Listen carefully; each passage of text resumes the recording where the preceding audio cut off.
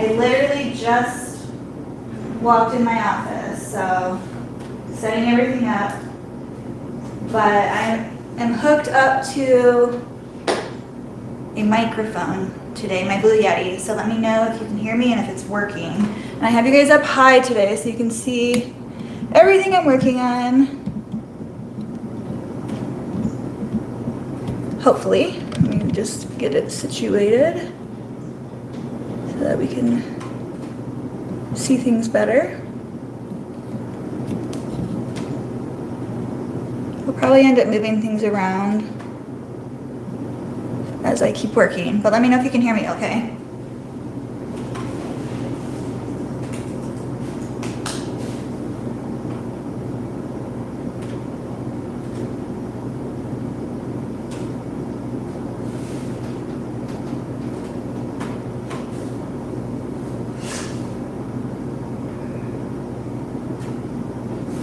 Make sure my phone is actually charging. Yes, it is charging. Okay. Perfect. I'm gonna tap on the mic just so you can let me know if it's actually the mic working so that I know if I walk away, you guys will still be able to hear me. So let me know.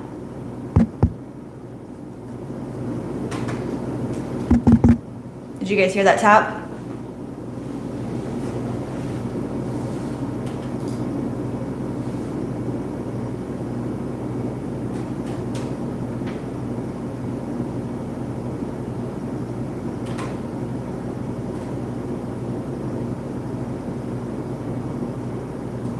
Are you guys having a good morning? I just got in the office. I usually start about 9. Actually, like right now, like 9:15, 9:30, because I have to take my kids to school, and they have 2 different start times. So one of them starts at 8:10, and then the other one starts at 9. So it takes a little while for me to get going in the morning.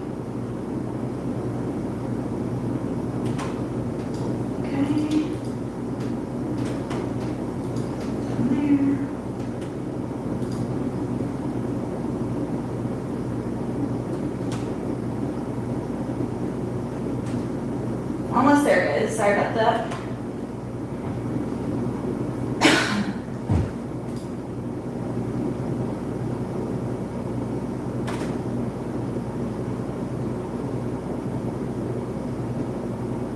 I always shut my computer down at night since it's out here, and it's always good to do that anyway every once in a while. I was really bad at it at first, and now I do it like every night, but it always takes forever to start up in the morning because of all the updates and stuff that it does overnight. So, taking me a minute, but we're there. I'm logging in.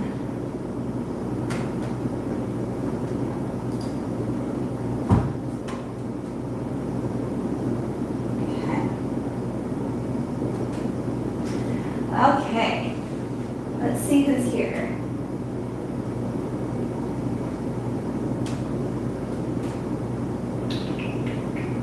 Let's see.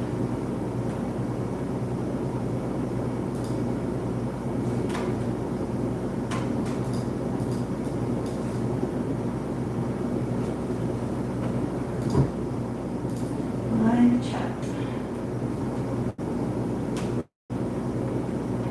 I'm glad you made this one too. Thanks for joining.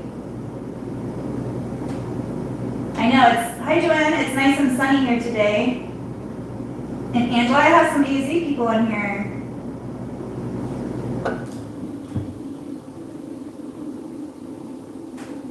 I'm gonna turn my volume on my end just to see if I can hear it correctly because I didn't really get any answers. So give me one, I'm just gonna check it.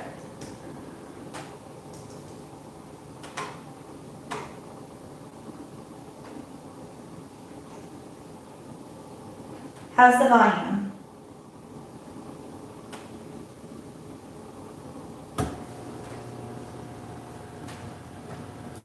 On my end, just to see if I can hear it correctly. Okay, I can hear it.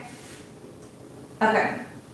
So I just wanted to come on today. I was actually debating on whether filming a video or actually working.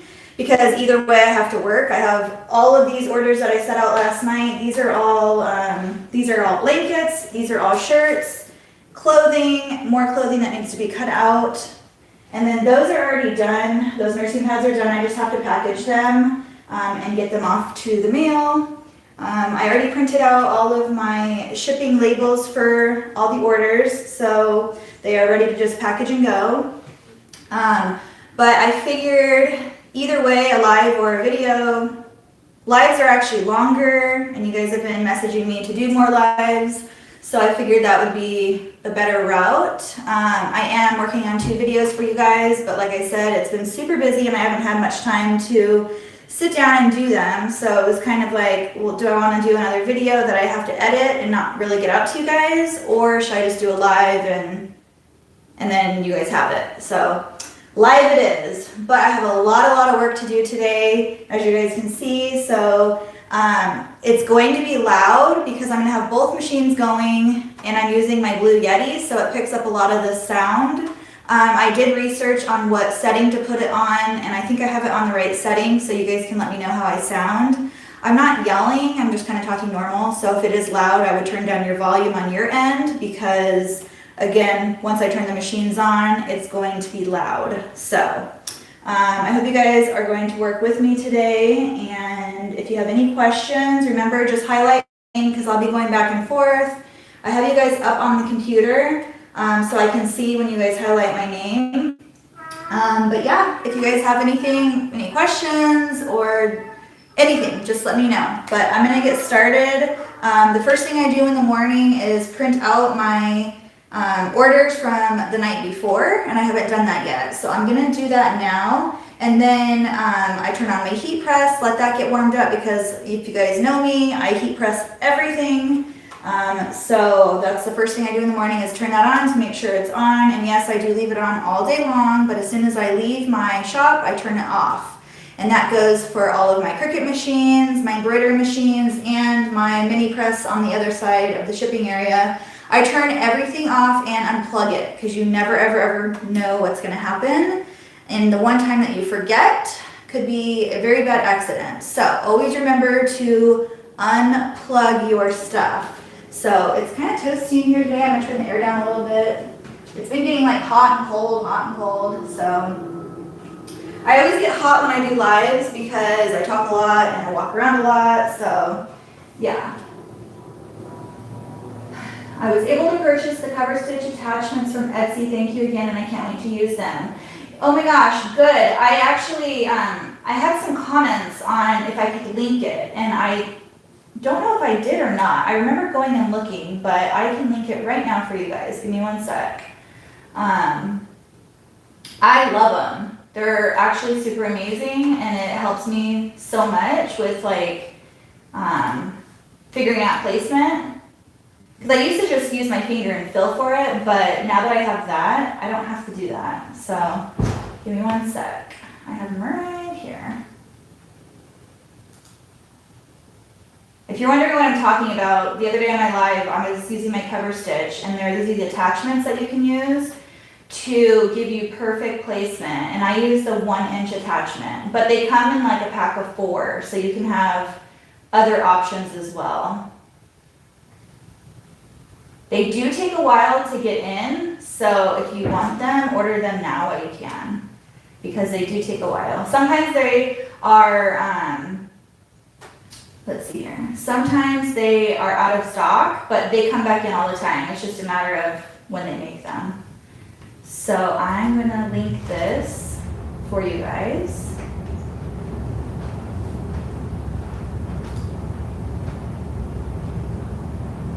I don't know. Let's see here.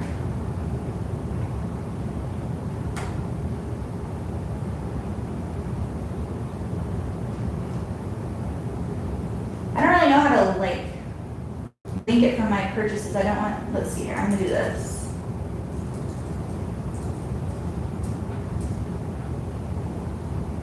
See if this works.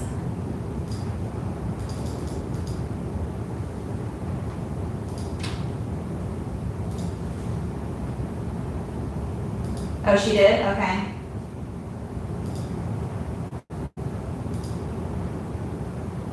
I have no idea if that worked or not, but I tried.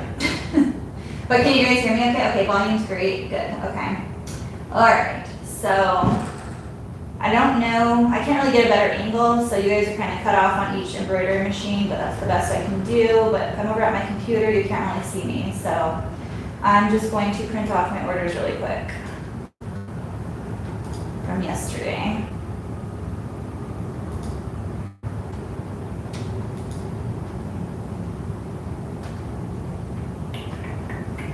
I'm getting a lot of gift orders, so it's not even Thanksgiving yet, but if you guys all know you have Etsy shops, then you're gonna get a lot of gift orders, so be prepared, stock up, and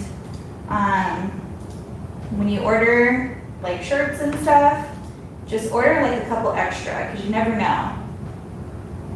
And you never know how long shipping is gonna take if you have to reorder again. So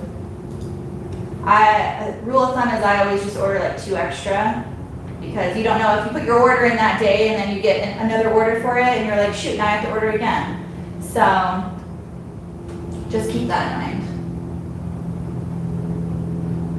because this time of year is crazy.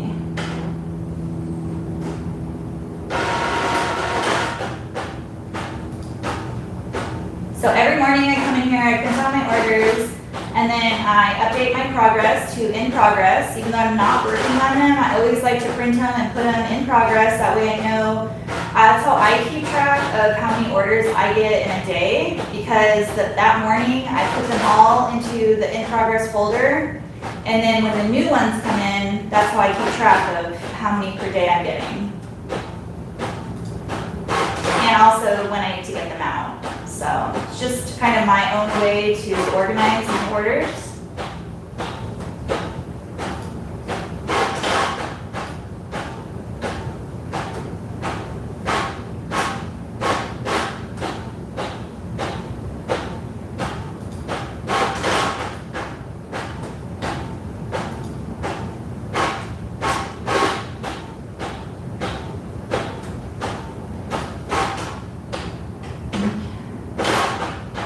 Okay, perfect. I love my SWF. Every machine has pros and cons, and I mean, it's just little nitty-gritty things that you can pick out.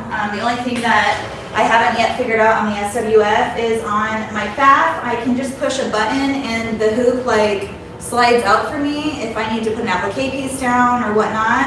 I haven't figured out how to do that on the 12 needle. But I'm sure there's a way to do it. Every time I think about trying to do it, I'm in the middle of a project and I don't want to risk messing it up, because you know, if you push the arrow one way or another, it's hard to get it back aligned the way it's supposed to be. So I haven't messed with that yet, but that's pretty much really the only thing that I love about that machine that machine doesn't have. So that's something super minute that doesn't really matter, but it's just those little things that you pick up on.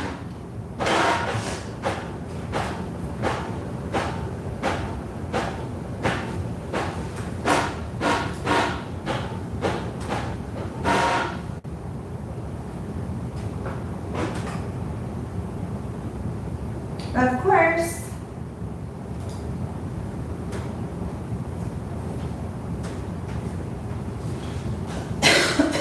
Okay.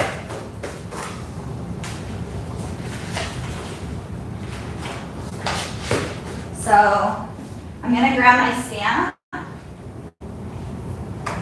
because the next thing that I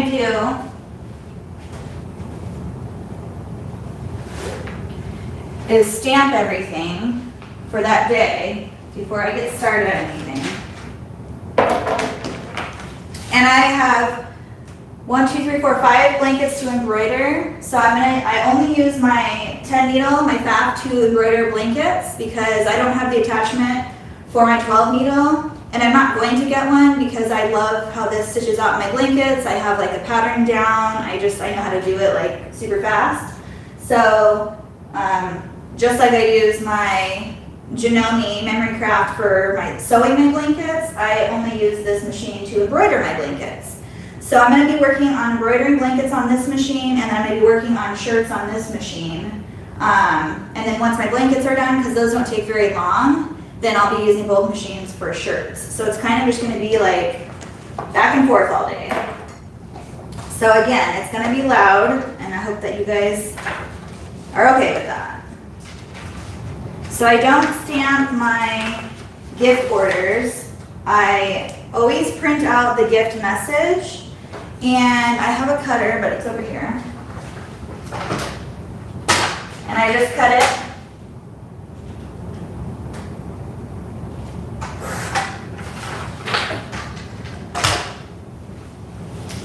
And I put them together. So this one is going to be,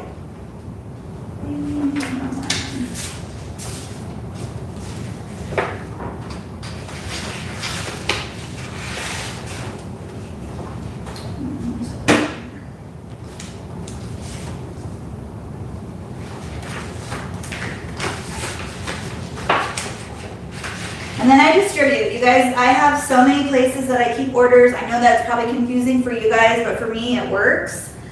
Over here I have clipboards, and I have them in order by what kind of, what they ordered, basically. So I have embroidered shirts on one clipboard, I have vinyl shirts on another clipboard. So it's vinyl and screen print on one clipboard. And then I have loveys on one and blankets on one. But all of these clipboards mean embroidery. So if they have the option when they go to check out in my shop to add embroidery or personalization, or to not add that on. So if they do add that on, this is where the order goes. That way I know everything right here needs to be embroidered, and I do it by either the embroidered shirts, say the order needed to go out today, but they don't need the shirt until the end of December. What I do at that point, because Etsy will ding you if you don't print out their shipping slip in time, which means you didn't ship out in time, I always message the customer and tell them, I'm just honest with them and say, you know, I know you don't need your order until the end of December, and there are people that need it sooner, so do you mind if I print your shipping label out, because I will get dinged by Etsy because it says 3 to 5 day shipping. So do you mind if I print your label out, and then I will message you when I actually send your package out. 10 out of 10 times, I've never had anyone complain about that or say anything otherwise. They always are okay with it, and they say, yeah, no problem. As long as you're honest with your customer and you tell them what's going on, instead of just printing out their shipping label and then not sending their order for like a week, then they're probably wondering what's happening with their order. As long as you're in front of it and tell them, I communicate with my customer at all costs. So just do that. And then all the rest of these are just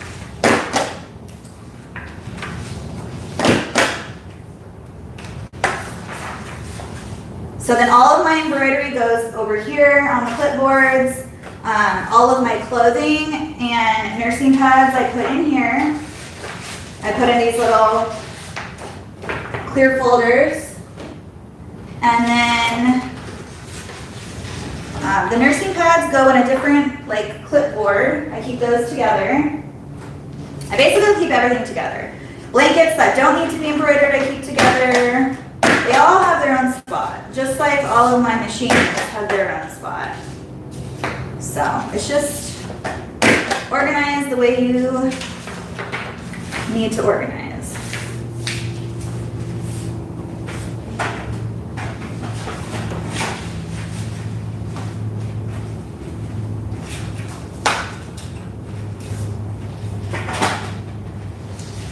So then these are embroidered.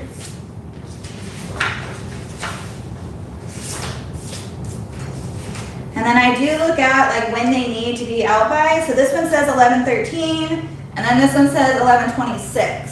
So then what I'm gonna do, like all of these ones needed to be out like today, so I have to do those. And then this one is the 26th. So I'm gonna put it back here with the order that it needs to go in by, or go out by. And then this is the 13th, which needs to be done like right after I do these ones probably. And then these are nursing pads, which go back here.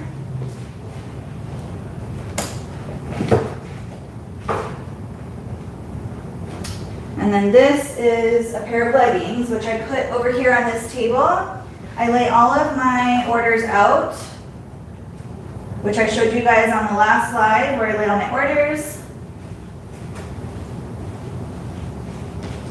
And then there's another one I must have missed.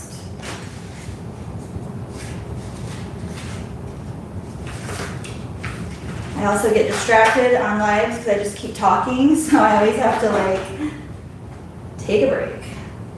And then here's a blanket that has no personalization, so I put it in one of these envelopes or folders, whatever you want to call it, and I put it over here too. There's a blankets have their own little section.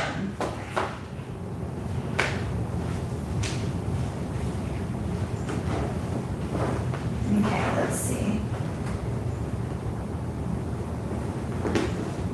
Let's see. Thank you for the link, of course. Thanks for the link. Just order them. They're great. You guys are gonna love them. Hello, where did you get all those tables, the gray and white? Those I got at Costco.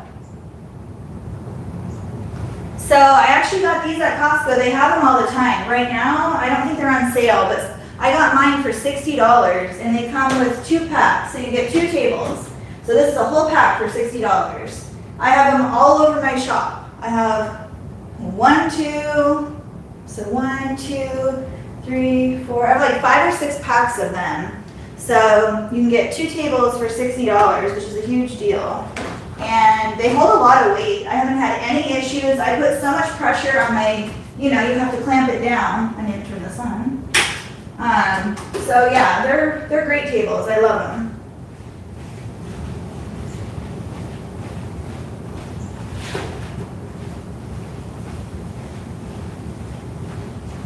All right. First thing, because I know I'm working on blankets, it's literally just loosening up 2 screws and sliding it over. So I'm gonna go ahead and do that.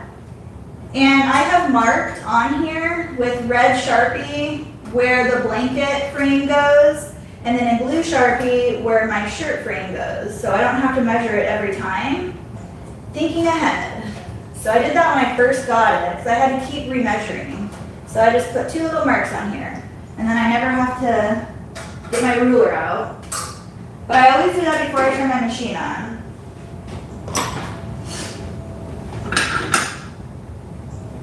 And then for my blankets, I always use my 5x7 fast frame. It's just what I've always used and I've never changed it, so. I am a creature of habit. You guys all know that.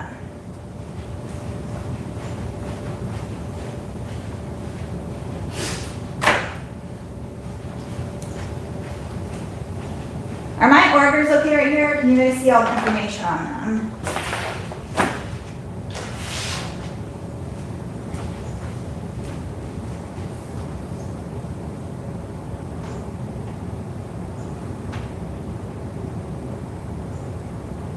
I know, it's Friday Fun Day. I wish we could all work together. Okay, I'm gonna have to cut more. I only have 1 left, so I always pre-cut everything and put them in my bins. I have bins everywhere. So let's do that first before we start.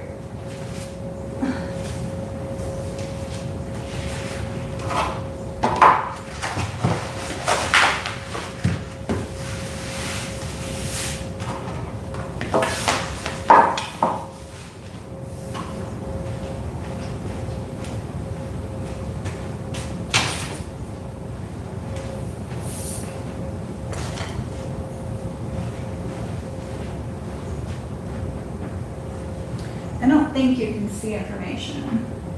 It's blurry.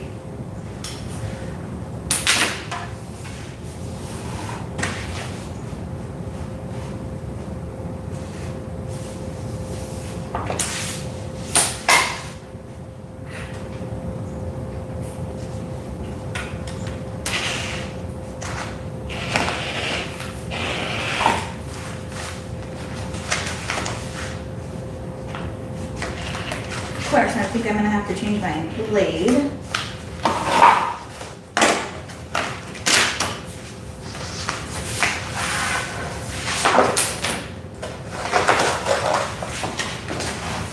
I always forget which way it's easier. I think it's easier this way.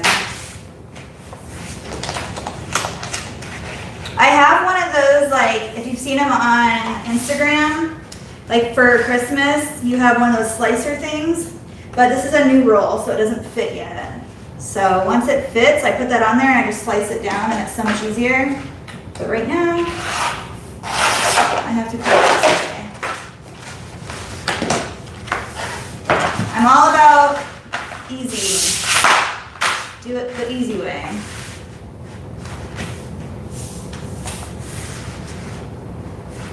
That's why I have so many machines, because I hate changing out tensions and colors and all that.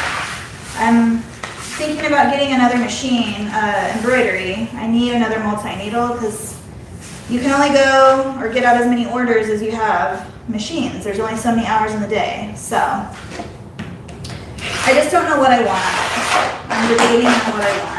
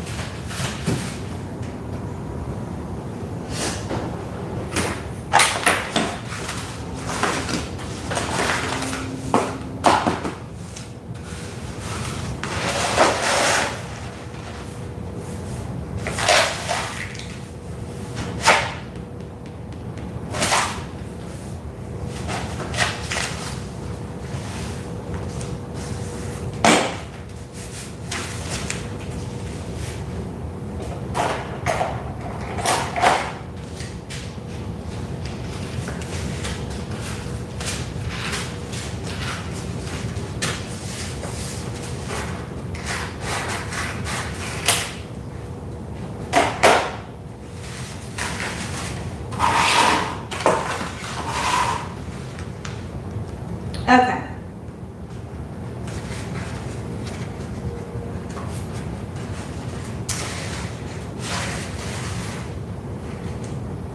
I love these sticky backs, but it's always hard to peel them in the beginning.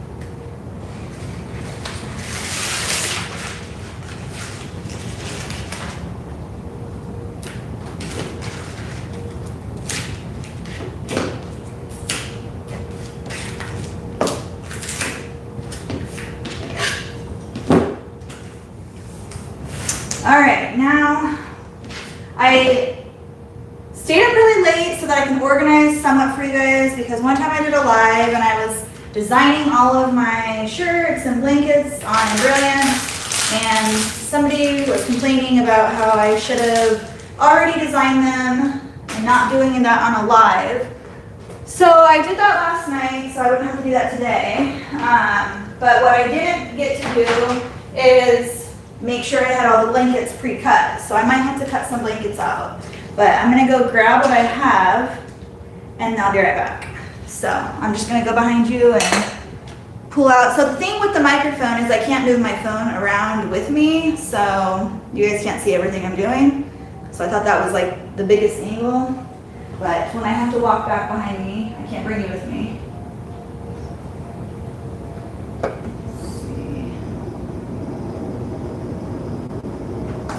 Hi Sandy, how are you? Good, no information. Happy Friday, everyone. Racoma's having a Black November sale. Yes, I know, I saw that. And then what's that saying? The wheels started turning in my head about should I do it or not? I don't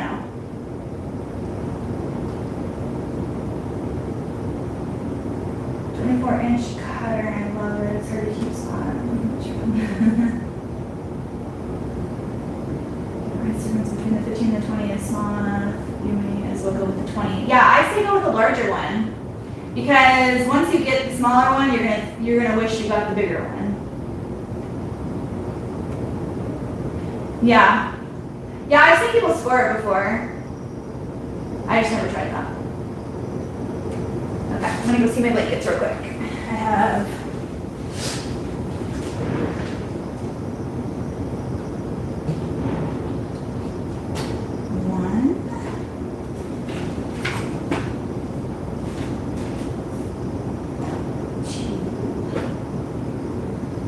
Can you guys hear me back here? I'm curious.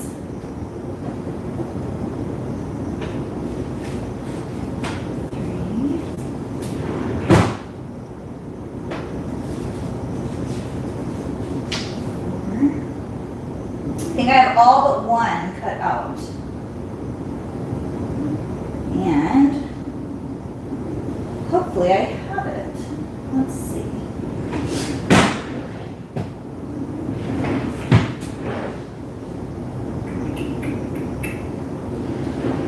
What's this right here?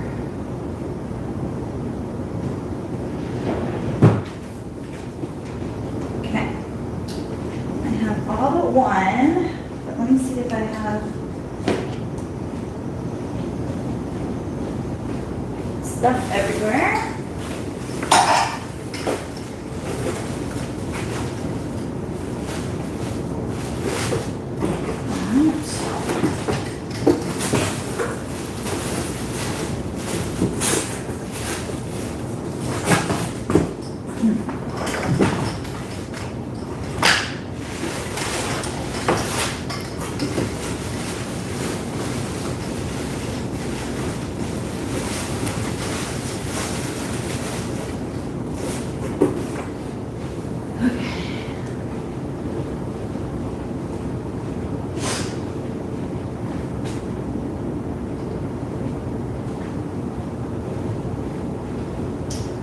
Check my account really quick.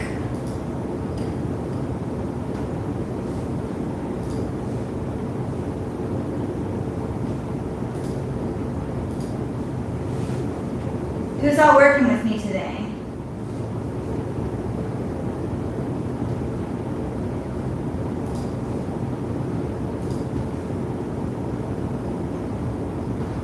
So I'm on Spoonflower right now, and it is still 50% off, so if you guys need to order, you should order. Okay, so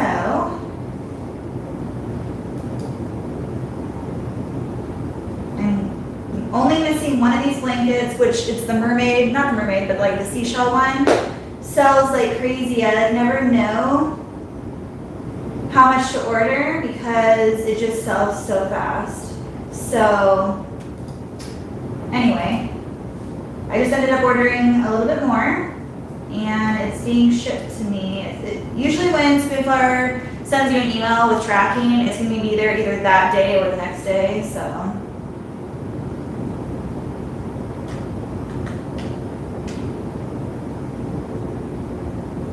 Come on.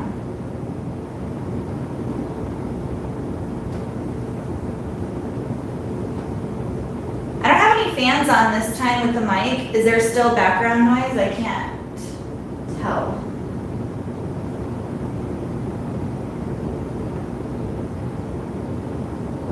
Yeah, so it'll be here today. So we'll just have to wait for that one.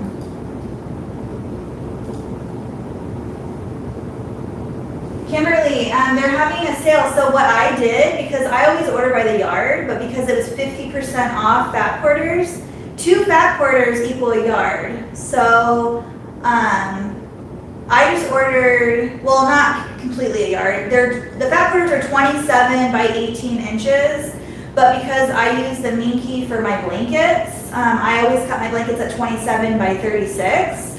So it was perfect for what I do it for. So I just ordered 2 fat quarters to equal 1 blanket basically, which was only $7.50.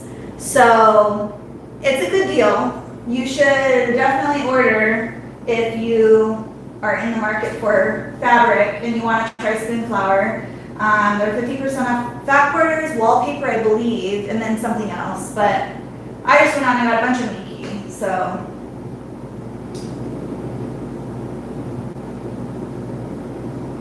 Thinking about seriously, it's yeah, but just don't think about that part because eventually it'll get paid off. But guess what? You're getting more orders out, so you're getting more orders in. And like for me right now, like I can only take in so many because I'm only one person doing it, and I can only get out 2 shirts an hour because I only have 2 machines, and it, like my most popular shirt takes about 45 minutes. So, and then I'd say an hour because when I'm running back and forth, like doing both of them at the same time, it takes about an hour. So the more you have, the more you can get out. That's how I think of it. Okay, so this blanket we're just gonna put aside because I don't have that one quite yet. But all of these I got lucky and are already pre-cut. So let me get my USB out of here.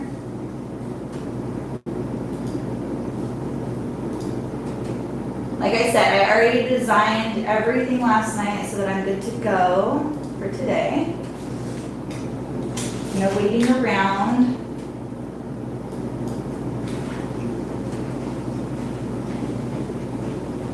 And just to be clear, the reason why I did that last time was because a lot of people are like, I want to see you do from start to finish, so that's why I was doing that. But I guess some people don't like that. Also on my blankets, when I embroider, I always look, even though this is an all over pattern, I just see where the placement is the best because it has flowers. Like I know I'm gonna use, if they put blush backing, so I'm gonna use a blush color thread. I always match the thread with the backing. I don't know why, that's just what I like to do. But then I always look to see my placement on here, like where's the best one. So I think it's this corner down here that's gonna be the best.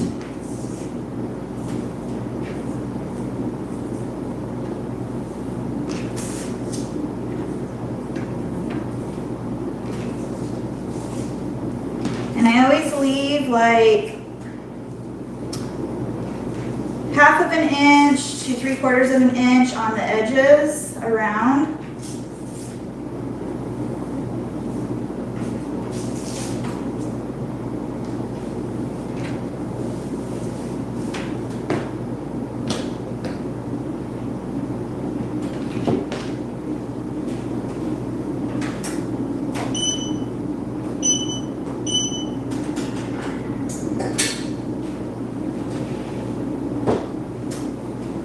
Clean my machine real quick.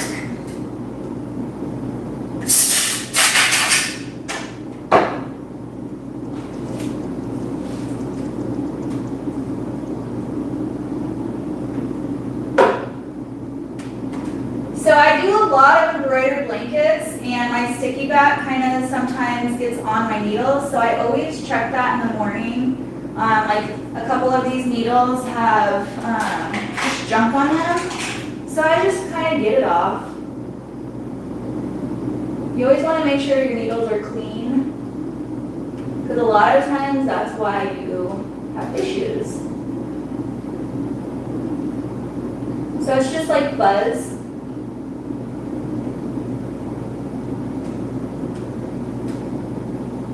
And it's only like a couple needles that I use it on.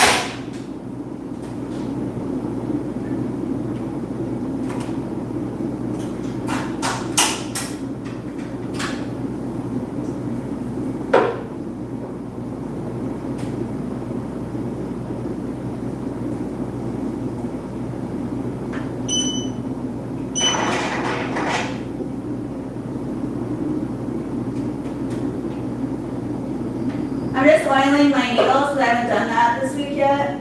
I do it like once a week.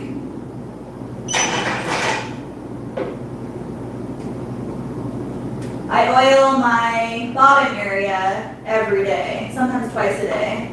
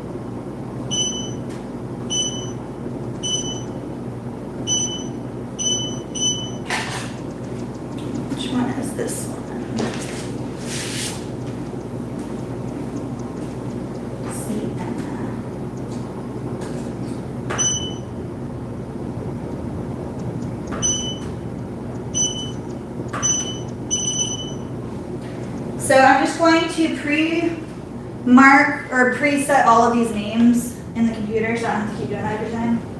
So Jack.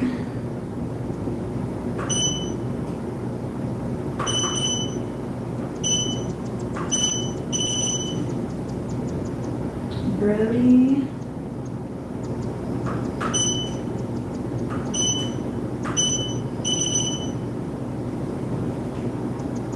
Miley May, that's such a pretty name.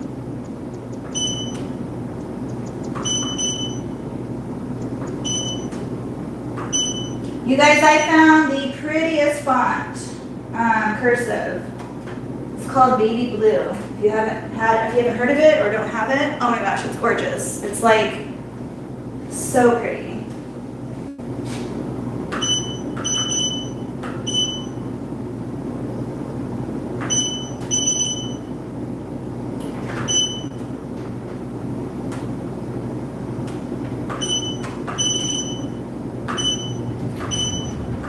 And then on here, I don't know if you guys have seen me do blankets. I'm pretty sure you have, but with the FAF and the Ricoma, they're pretty much exactly the same. They're just opposite needles. So where my needle 1 is, their needle 10 is, and I think that's the only opposite feature. Our interface is pretty much the same, but when I do my blankets, I just choose my C frame, which, I mean, when you choose it kind of looks like a 5x7 frame. It's a little bit smaller, so I choose that one. And then I just know, with blankets, I leave it at 100%, and with Lubbies, I do it down to 90%, and I just hit OK. And then it shows like a 5x7 frame. It's not the exact measurements, but that is why I use my ruler, and I trace it every single time to make sure. I do it at a 45-degree angle, and when I put it on my machine, I use this 45-degree angle line, and I line my needle up with the center point. And that allows me to find exactly on my blanket where I want the name to go. And I mean, the more and more you do it, the more accurate you are. And as long as your corner and your edges on the bottom and side are pretty accurate and straight, then you're going to get a 45-degree angle every time. So I don't know like how better to explain that, but it's pretty easy once you keep doing it.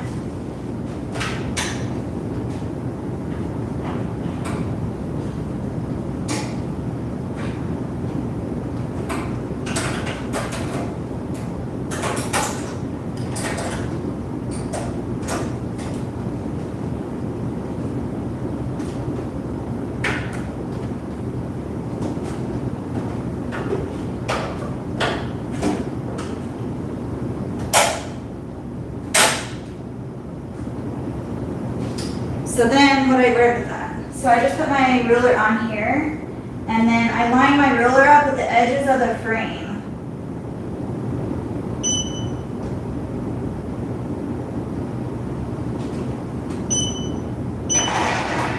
And I always use needle 1 to check where my center point is. I don't know why, I just do. But so I always use that, and then I line that up with the center point with a 45-degree angle.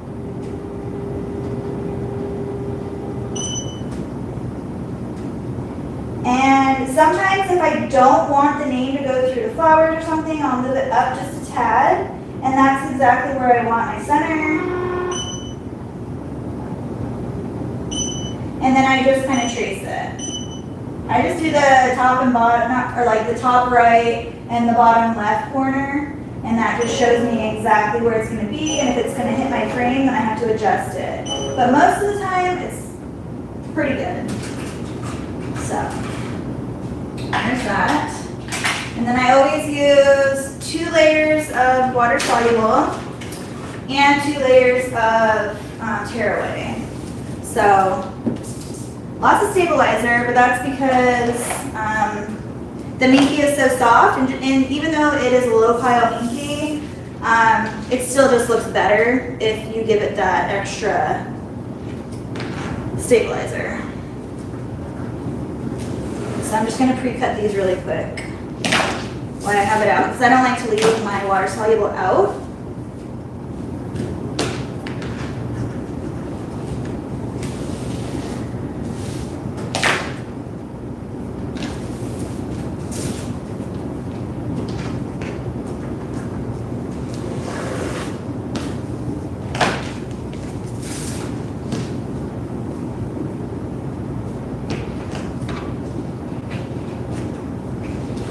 you guys getting Christmas orders?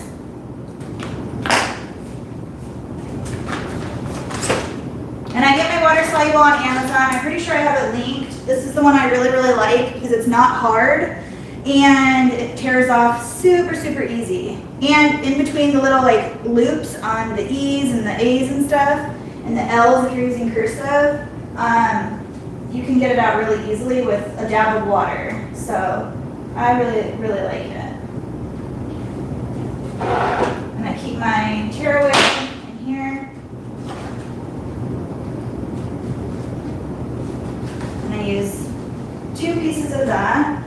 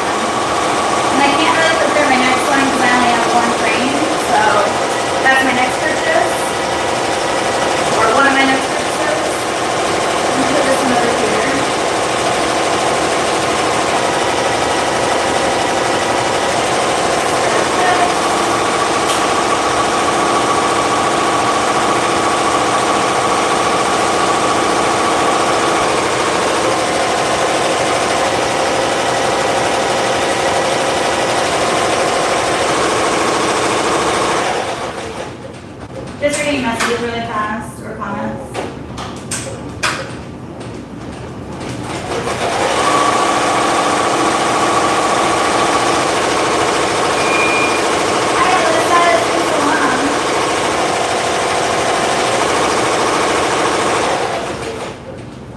Let me look really quick. I got it on Etsy, of course.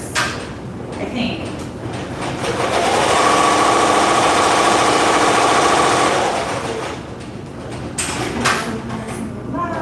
Is the base of the font or boutique fonts on Etsy? Let me look really quick. I just.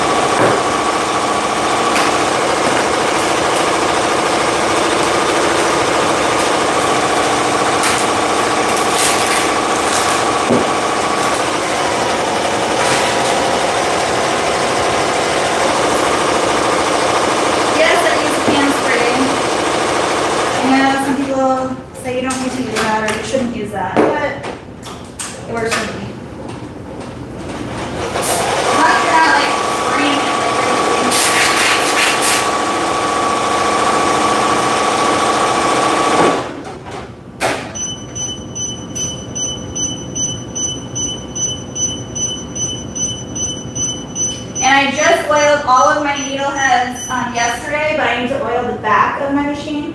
So a lot of you had a question on where do you put oil in on the SWF. So there is an oil spot in the back of the thread, or I'm sorry, right in front of the thread stand. And it actually says oil on it, so it's pretty self-explanatory.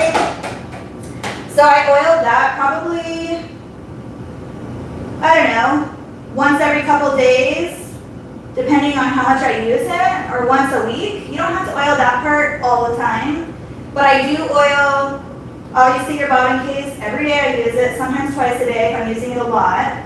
My needle heads I do like once a week too. I usually do them at the same time, but I forgot to do the back of the machine last time, so did that today.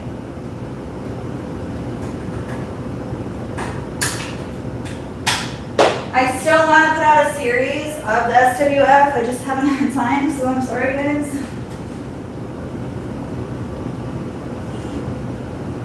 But I promise, a lot of people are frustrated with the machine, but it is honestly so easy to use. You just have to give it time and patience.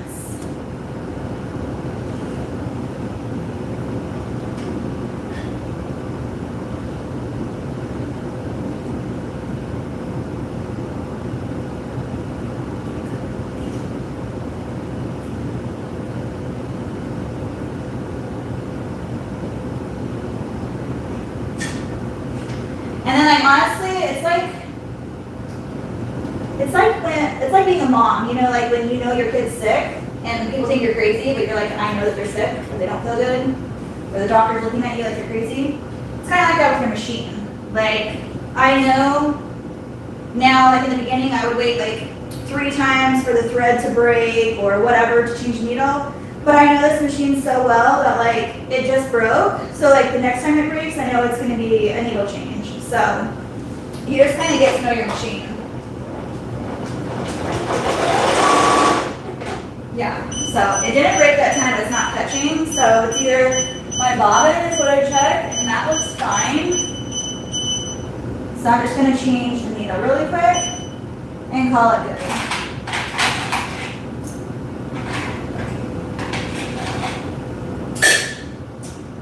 Because this always happens on a live, you guys know that. But what fun would it be if that didn't happen?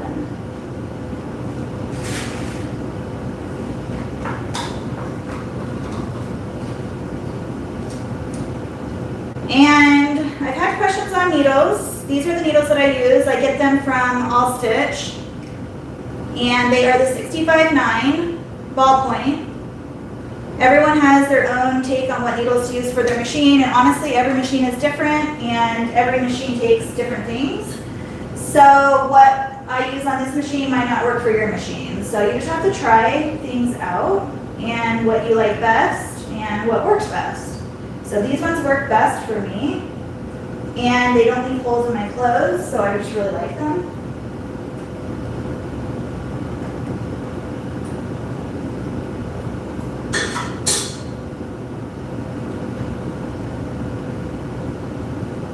But this machine is very finicky with needle placement. So like I just tightened it and it like kind of, the needle hole kind of twisted a little bit, and I know that if I don't fix it, it's not going to catch or it's going to stitch funny. So it has to literally be facing straight forward.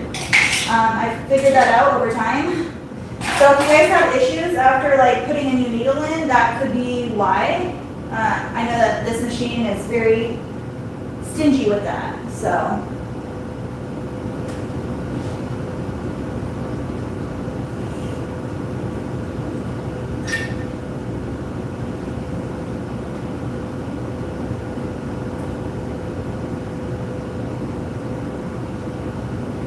So another thing about the 12 needle versus this 10 needle. If you all know me, you know that I have a bad eye, so it's really hard for me to like change needles and do this. It takes me a little bit. But with this machine, the hook in the back where you put the thread around, is so much easier for me to hook than that machine. I don't know why the placement on the hook on that machine is almost like so far back to where it's like a struggle to get it behind there. So that frustrates me. But again, it's just the small things.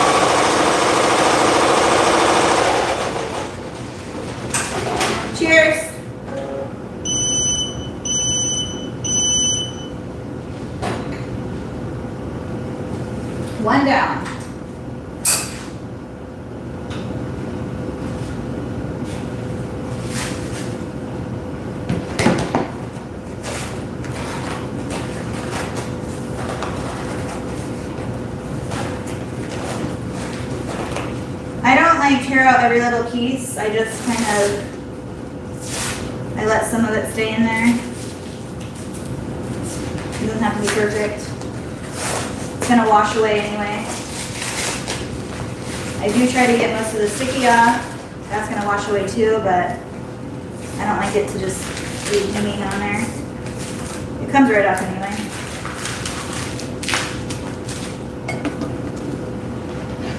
Okay, so that one is done.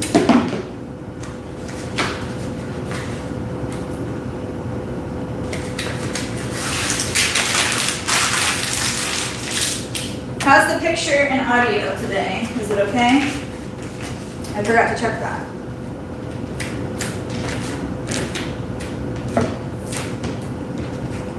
I know different angles give you different lighting, and so I don't know if it's too bright because you guys are up high. So this one's Jack.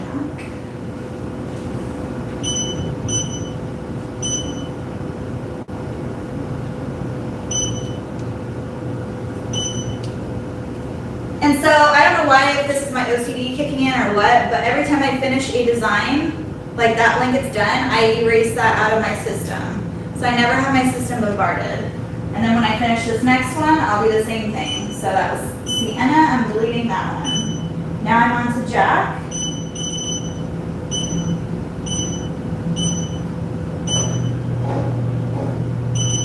And always recalibrate. So on this machine, again, I don't know if it's the finicky side of it, but you have to choose the hoop. Even though if you go in there and it's already on the C hoop, you always have to choose the C hoop again and hit OK and recalibrate it, because then it brings it back to the original middle spot. If you don't do that, then the name is going to end up on the spot that the last name was on, which might not necessarily be the center point for this next blanket. So always recalibrate.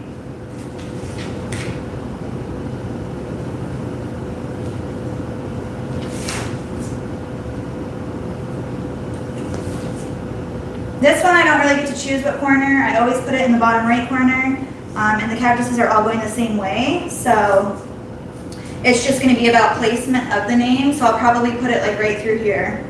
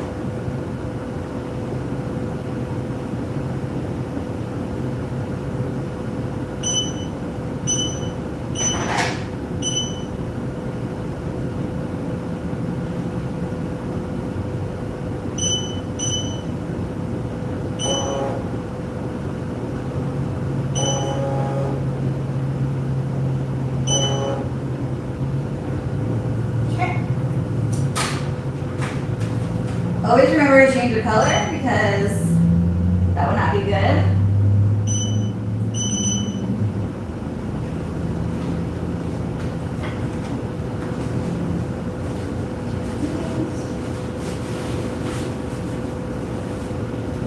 And once you do this a lot, you know kind of where the name is. So I'm actually going to cut this one in half because it's a small name.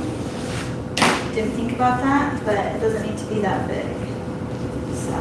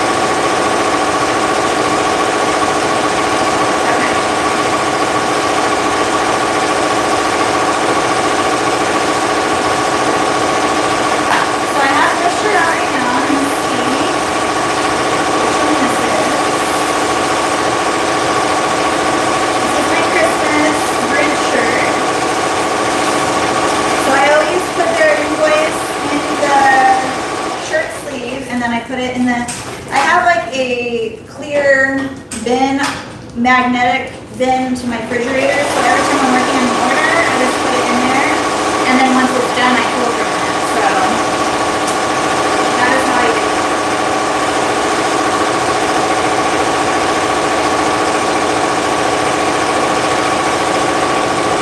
You kind of have to babysit your blankets because they're so big, and you don't want the flaps to like fit in there. So I just kind of watch it.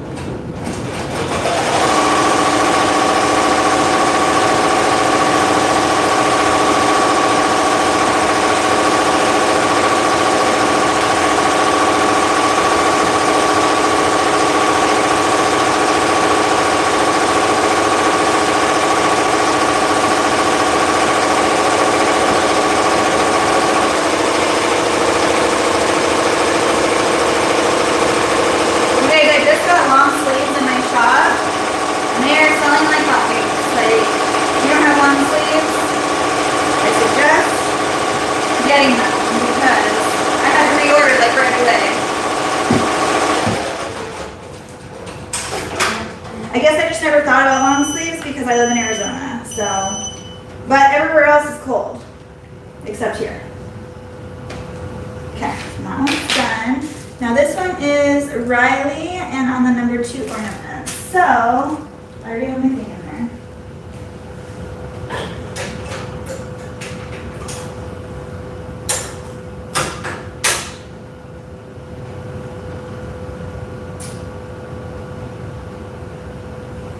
Okay, so for any of you who need help on how to upload a design on the 12 needle, I'm doing it right now, and I'm just going to slowly walk you through it. I know you can't see what I'm doing, but you can always rewind and kind of go back through it. So the first thing that you do is it's on my USB drive. So I'm going to hit my USB 1, and then I always save it in my ORD file, and then ORDF, and then I'm going to go find it, and I know which one it is, because I always save it on my USB as their name and the number that they are. That way I know, because people have the same name sometimes, but they're not always the same age. So I always save it as their first name, and then number 2, number 3, 4, so on. So this is Riley number 2. So I'm gonna find Riley number 2, and then on my machine, there's like a plus sign with like a folder. So then you're gonna hit the plus sign and just hit save. And then you're going to go back to design folder in the very beginning. On the bottom row, there's these different folders. You're going to hit design, and your design should be just in the very first corner. And then there will be a like picture looking icon with a check mark. You're going to hit that button, and then you're going to hit load on the bottom right corner. There's a save button and a load button with a down arrow. You're going to hit the load button with the down arrow.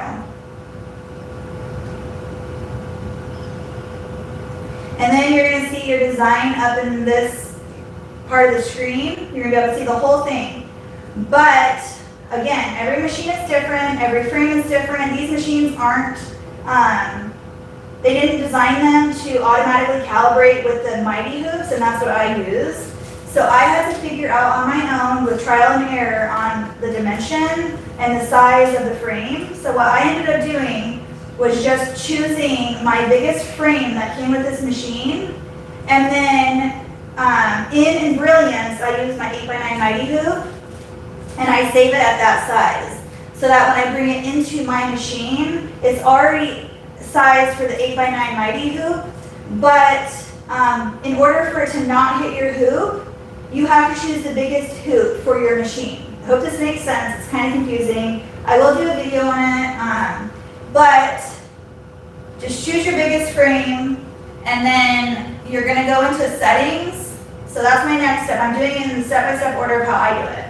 I go back into settings, and then on your X and Y scale, it's at 100% automatically. I change mine every single time, no matter what design I do, no matter what size it is.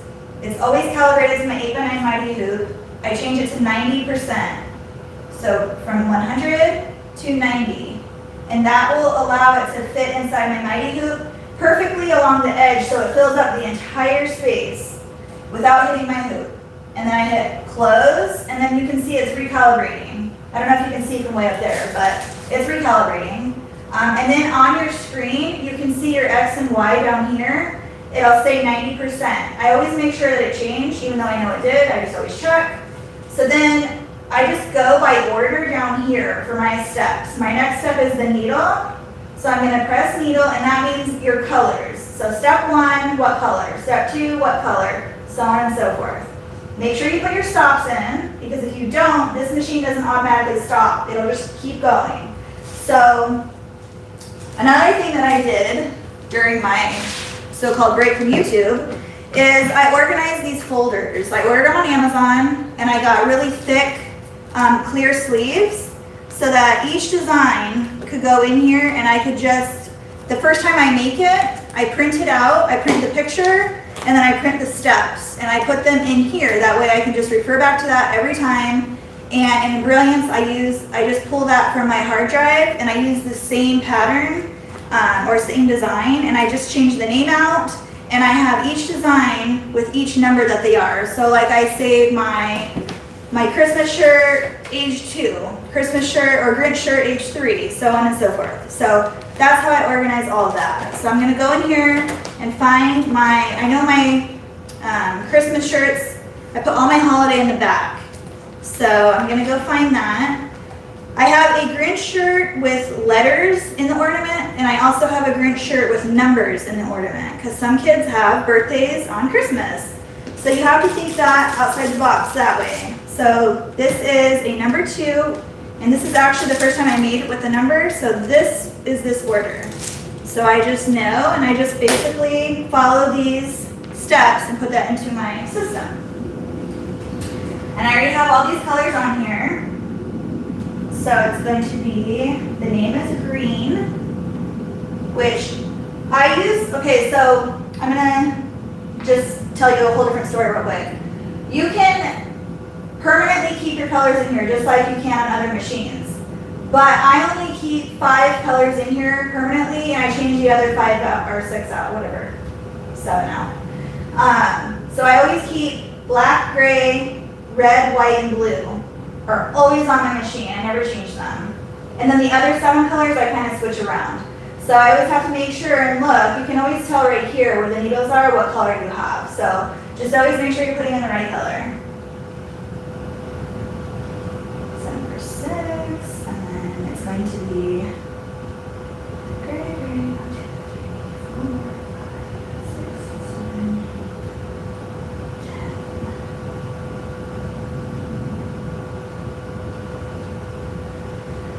Another thing, within Brilliance, you see all these different colors. I never change them in Brilliance, I just leave them and print it out. But I always know that unless it's like highlighted bold for your satin stitch, those colors have to be correct, but all the other colors are just your steps in between your applique cutting. I always use gray. I've never had an issue with gray showing through any color before, not even white.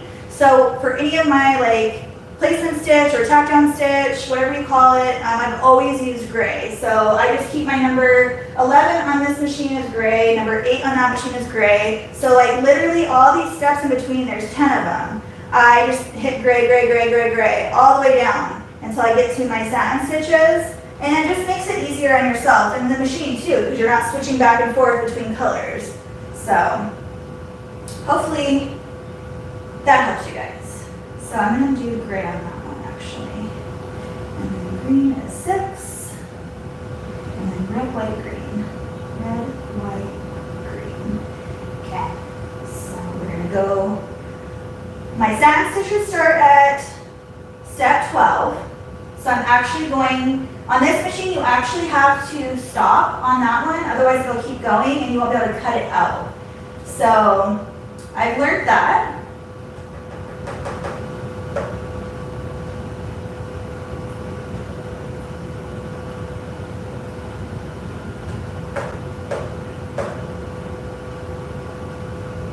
Okay, so now that my colors and my needle colors are all set, my next thing to do is hit the frame, which is also the next icon over, and then I just always trace it.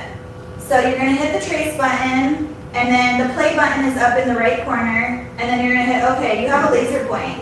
So it's literally, you just watch the laser, and as long as it's like a good half an inch away from the frame, you're solid. And this design is actually vertical, so it's not gonna fill up the whole entire frame no matter what, because it's skinny. But that's just the design itself. So we're gonna start.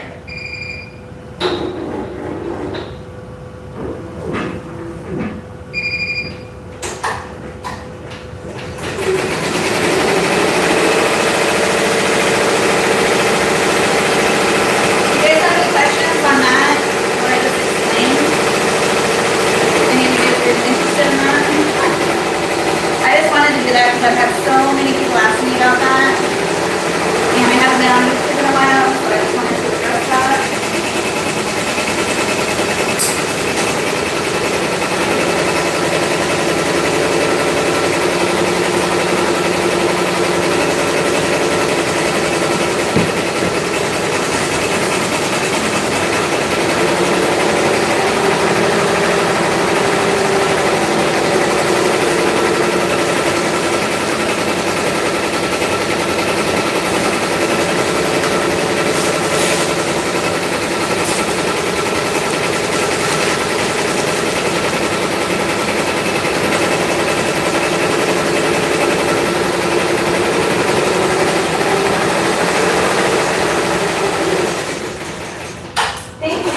Welcome.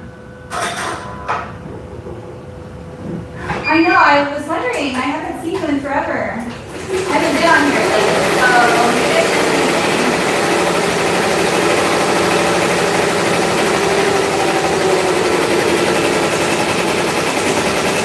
Hi Deborah, how are you?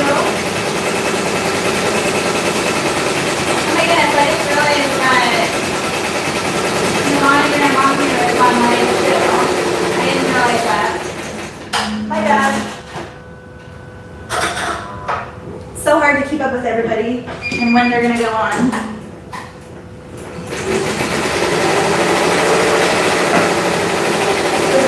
So those are your 10 hours.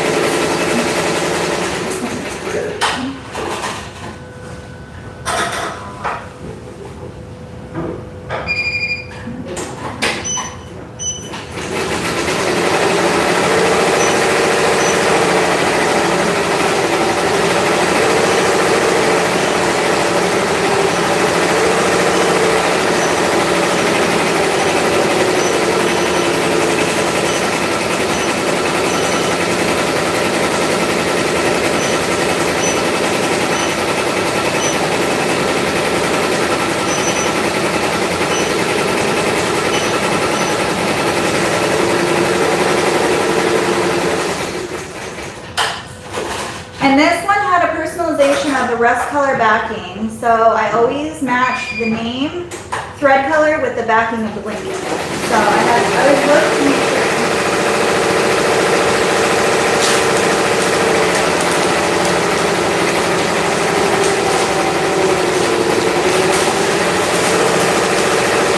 Hi Ashley, how are you?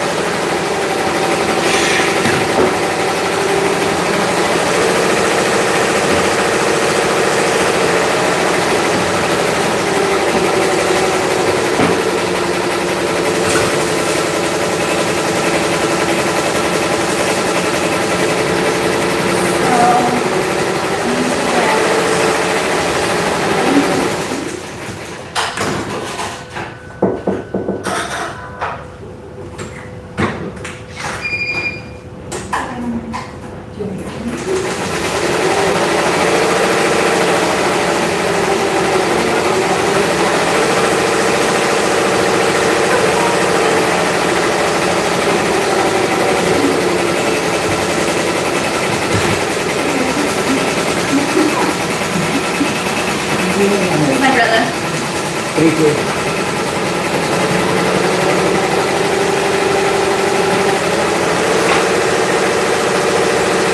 This one I can't use any other corner either. I mean, I could use this corner, but I always do the right corner. That's just how I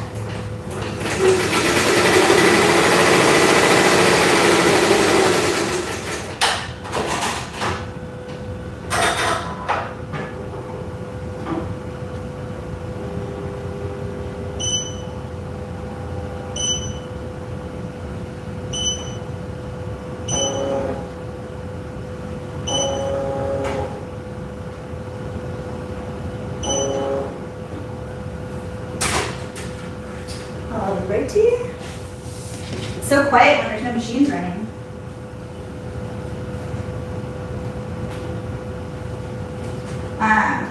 When you guys are in your workroom and the machines stop all at the same time and it's like silence, do you ever just like let it be silent for a little bit, or do you turn it back on? Sometimes I let it be silent for a little bit.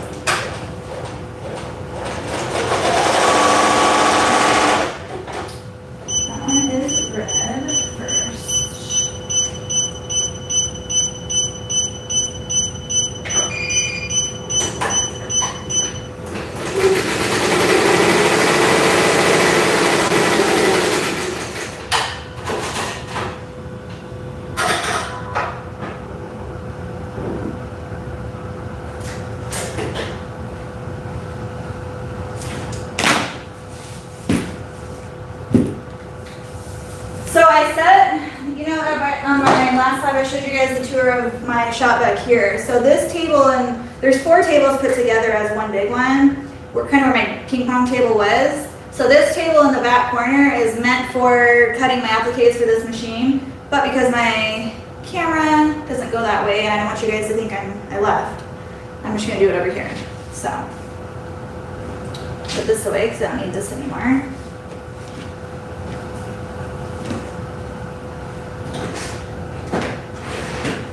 And what happened here?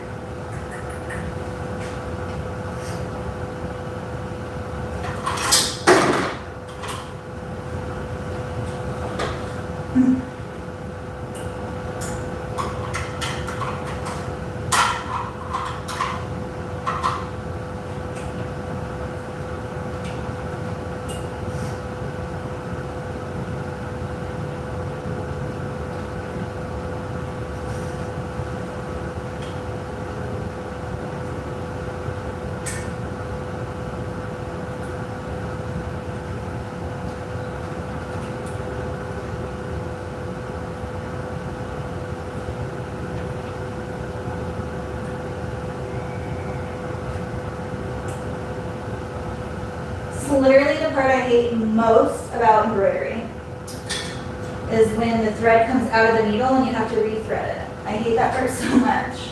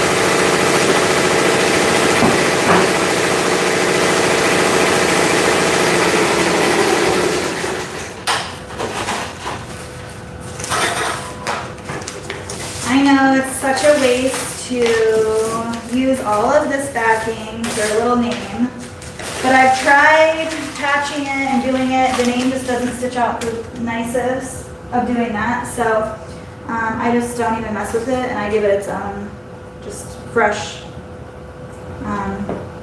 sticky back. So I'm not too particular about that.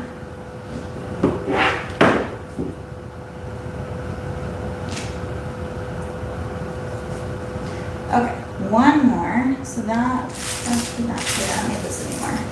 Just confuse myself.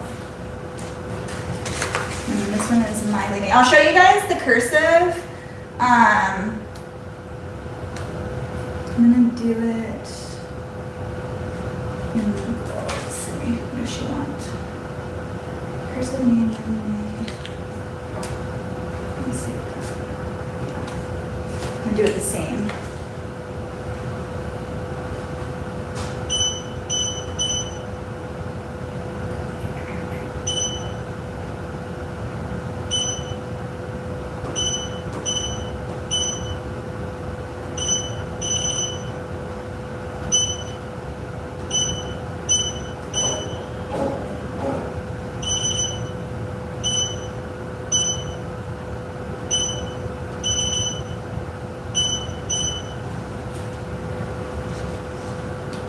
So this one is a two-part name. So anytime they have a two names on there, I always do two lines. I never do it straight across because it just takes up too much of the frame. And I don't want it to hit the frame. So I just kind of like stagger them. And I just think it looks prettier that way anyways. And it's not like such a big name like on the blanket because the blankets aren't that big anyway. So I'll show you what it looks like when I finish it.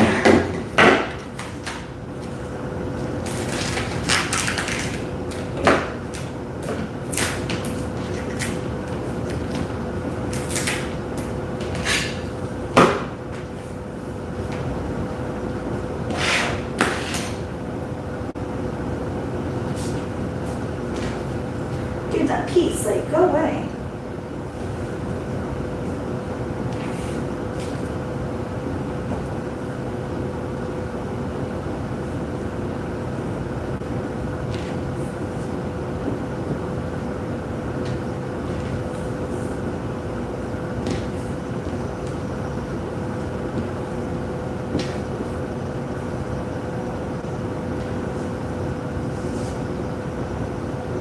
Have you guys had like so many people messaging you being like, I need it by this day, can you do it this way? Like rush orders like crazy. That's why I have so many that need to go out at one time, because everyone needs them like on the 12th. I'm like, what is the 12th?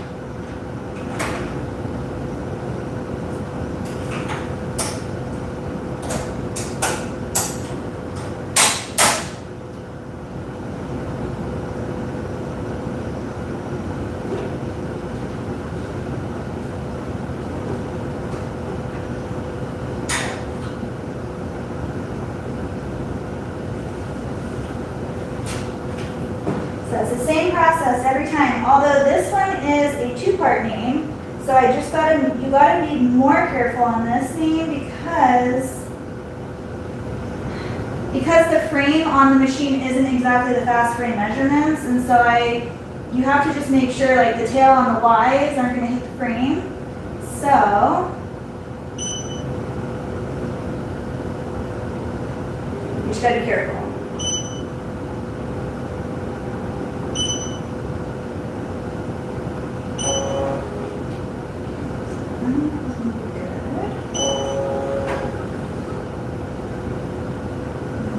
Not going to be good because it's going to hit the frame. So now I'm going to go back to the center and actually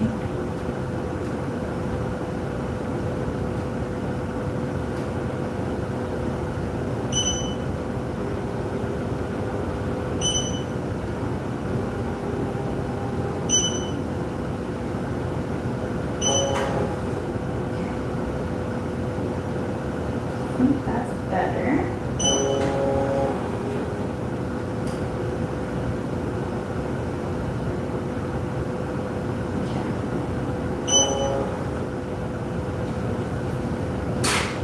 Two-part names are kind of hard to figure out where to place the placement, but they're not that bad.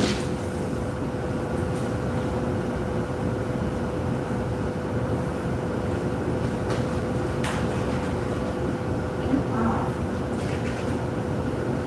Little mat. So when I have a two-part name, I kind of just like overlap it like that so that it's a little bit wider.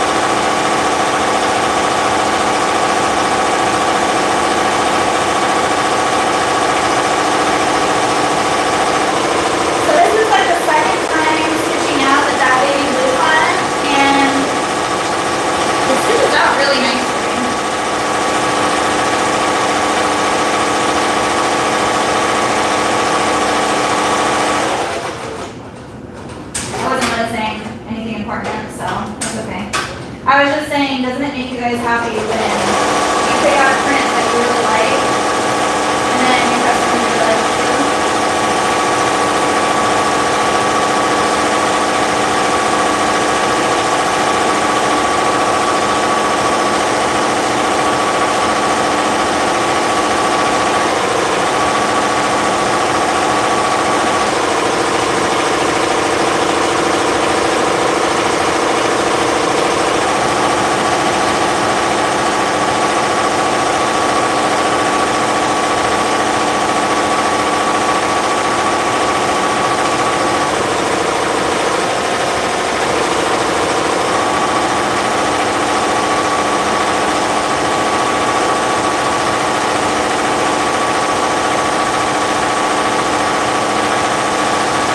Wish I could show you guys. That's the only thing about using the mic. I can't take it with me. My phone is way up there.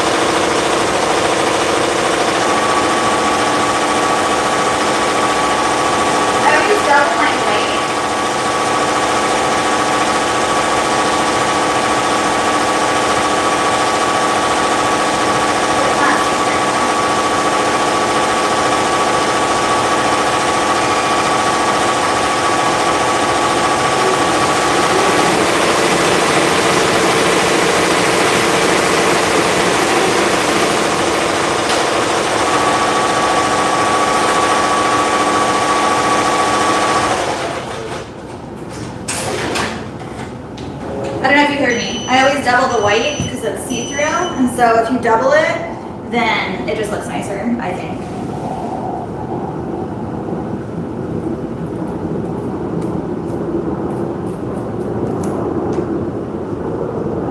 Can you guys hear that plane going over? It's really close. Holy cow.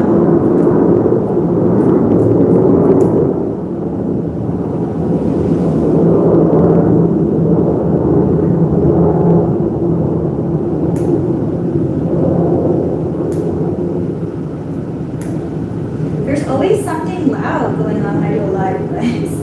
None doesn't standard. I talk to you like every day, and it's never like that. That was like super close to my house.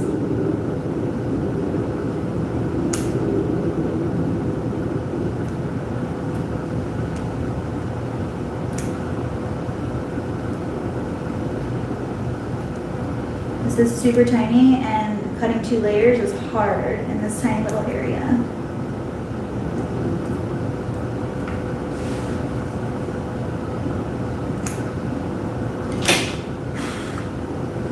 So cute. This is what it looks like so far.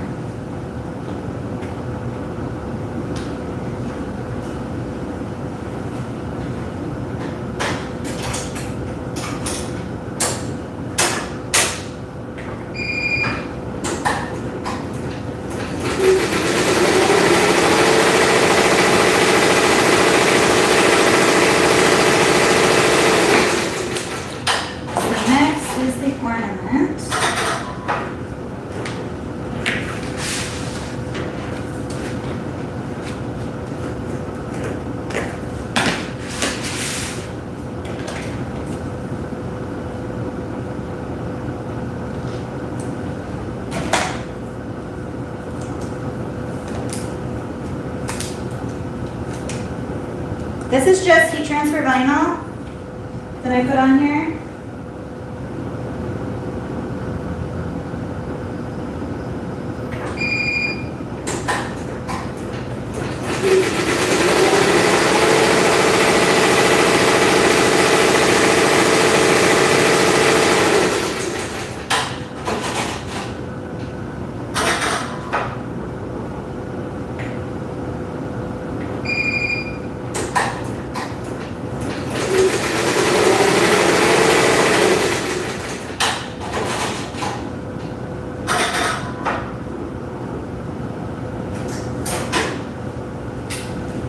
Even though it's black on black, I've done this before and it looks really cool.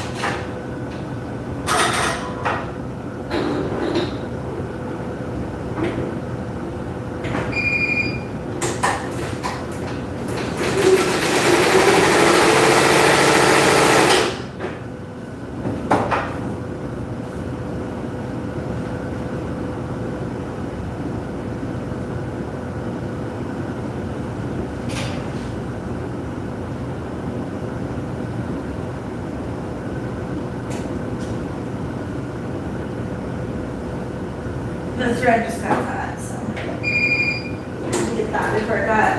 I hate when it like gets caught.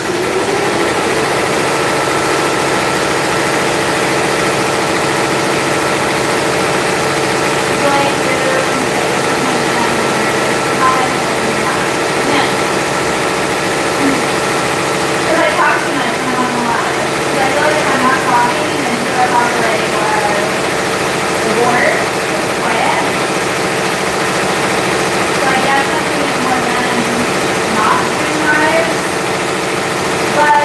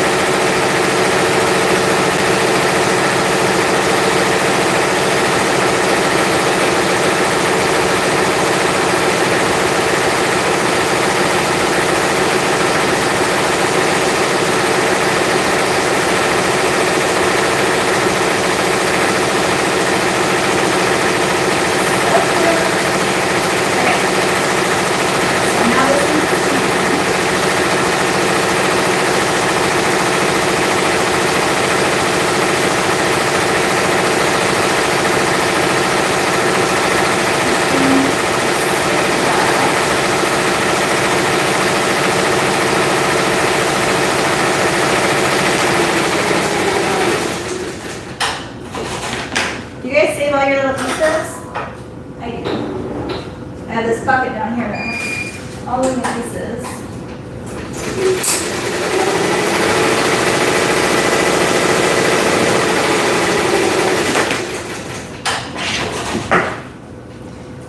So the next thing that I do is take off those water soluble and then I heat press it because I feel like it just gives it a more polished look, but I don't like heat press it for very long. It's just like a couple seconds and it just makes it nice and flat and just nice good and neutral when you get it done. Because you can't really heat press it after you put the poker on it. So Krill, if you're listening, I do my poker, I heat press it. Or if you don't have a heat press, just make sure you put a Teflon sheet over it. And I just do it for like 3 seconds. And then the minky will like flatten out. You won't see any wrinkles.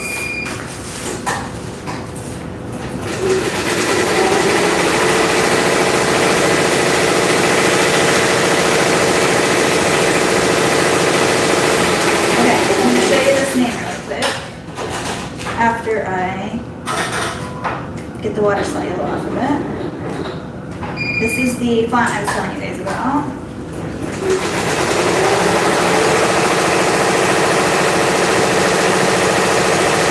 Yes, do that now. What are you thinking about it? Because you'll forget. I always forget.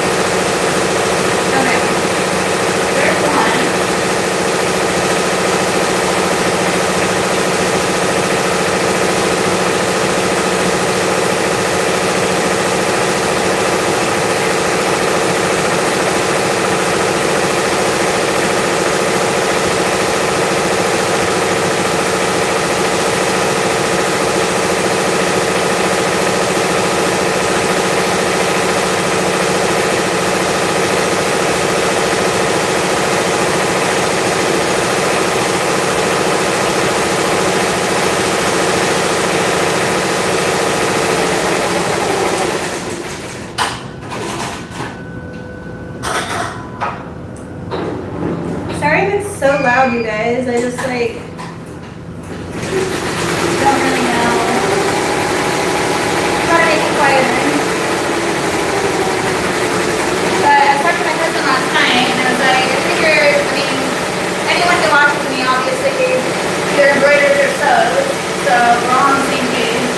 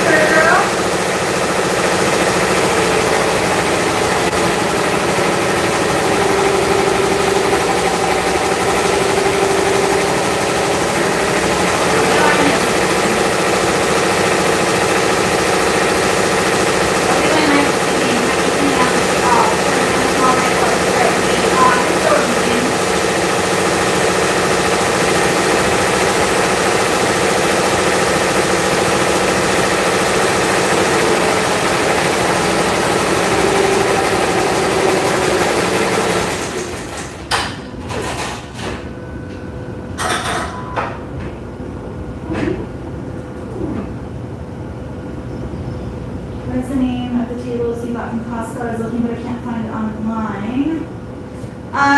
What are they called?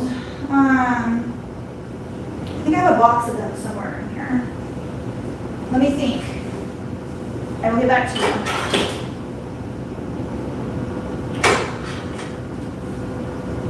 I'm going to answer a couple messages on my Etsy before I forget. So when I sit down at the computer, I'll look at my Costco account and see what they're called.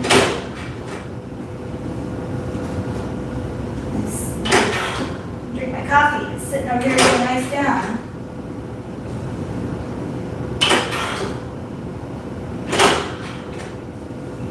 The people at Starbucks know me by name. Is that bad?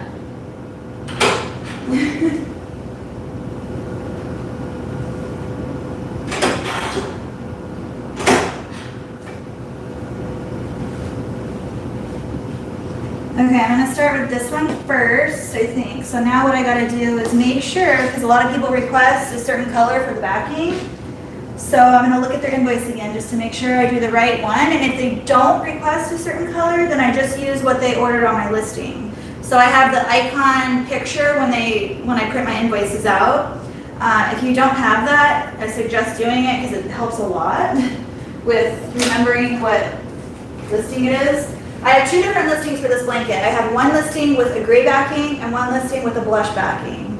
And in my description I put, if you want the blush backing, please order from that specific listing. People don't ever listen to you though, or read the description. So what they do is end up purchasing the one with the gray background, and then in the notes at the checkout, they say, I want the blush backing. I'm like, so order from the listing that has the blush backing, but people never pay attention to it. So always read your messages.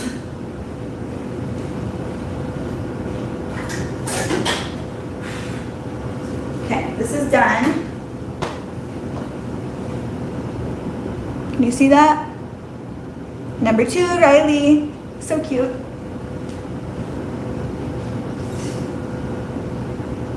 Oh, thank you, Alicia.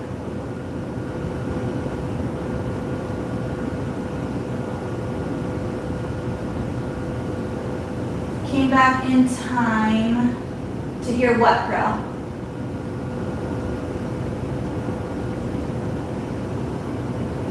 Yes, Alicia, go order. So if you do blankets the same size as me, just order 2 fat quarters for a blanket because they're 27 inches wide by 18 inches. So just 18 times 18 is 36. So just get 2 fat quarters. They're on sale for $7.50. So go order some.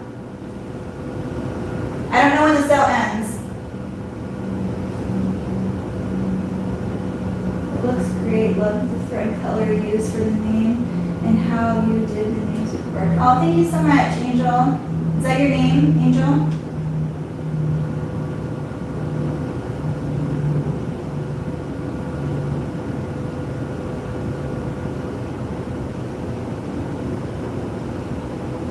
Yeah, I went Spoonflower crazy on that sale. Every time they have a sale, I go crazy.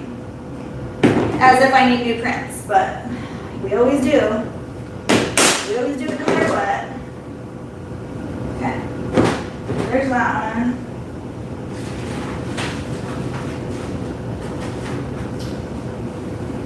I gotta put these away. These ones are ready to go. I'm gonna go put them over at the shipping station.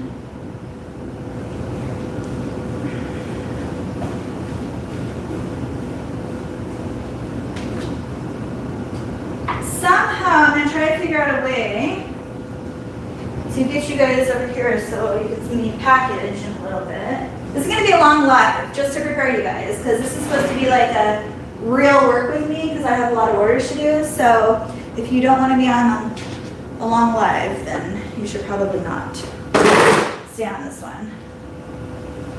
But if you guys are all working, then we're going to work together. Okay, so Sienna, what do we have here?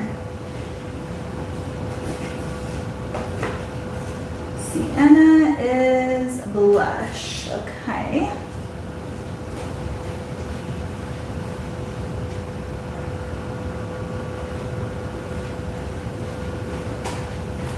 I don't know if I did this one. No, I didn't do this one.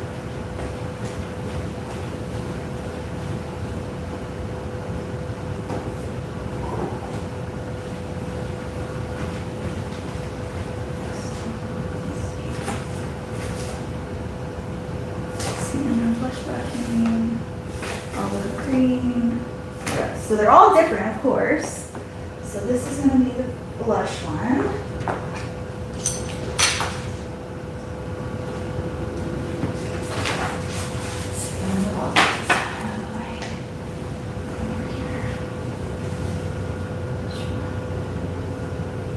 So I had a lady, what was her name? She messaged me earlier because I need to get her order out like now.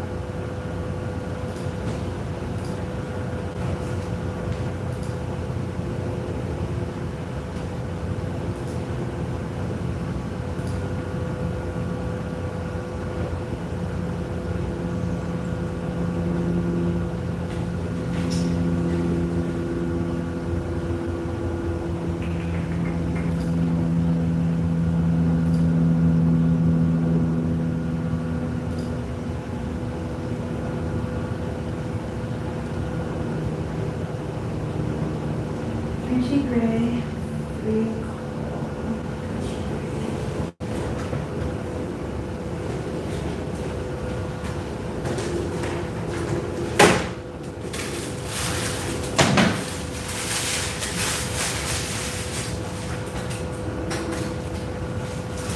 So this lady messaged me early this morning, actually last night, and she asked me if I could so kindly just put her order in front and send it out because apparently her son decided he wanted to change everything about his birthday at the last minute, which who knows if that's ever the truth or not, but I am all about customer service, so I said as long as you do priority shipping, I am more than happy to work on your order.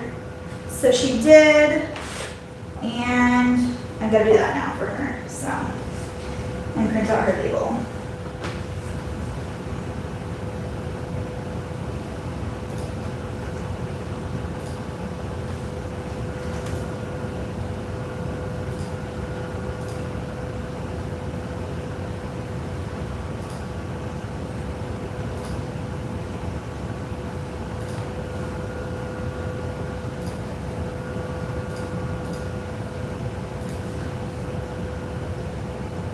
Whew, my heart is pounding because I'm running around.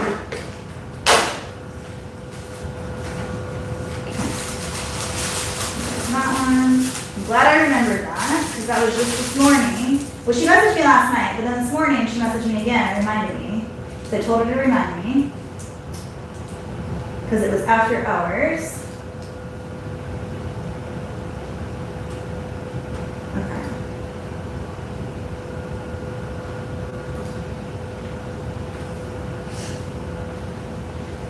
So I need to design this one really quick. So 3 pull, 3 first item.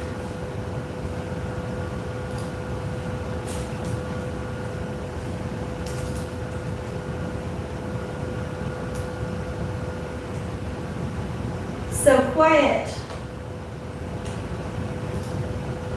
Have you guys updated in Brilliance? Every time I turn it on, it says there's an update available and I just hit OK, but I never do it. Because I'm okay with the way it is right now, personally.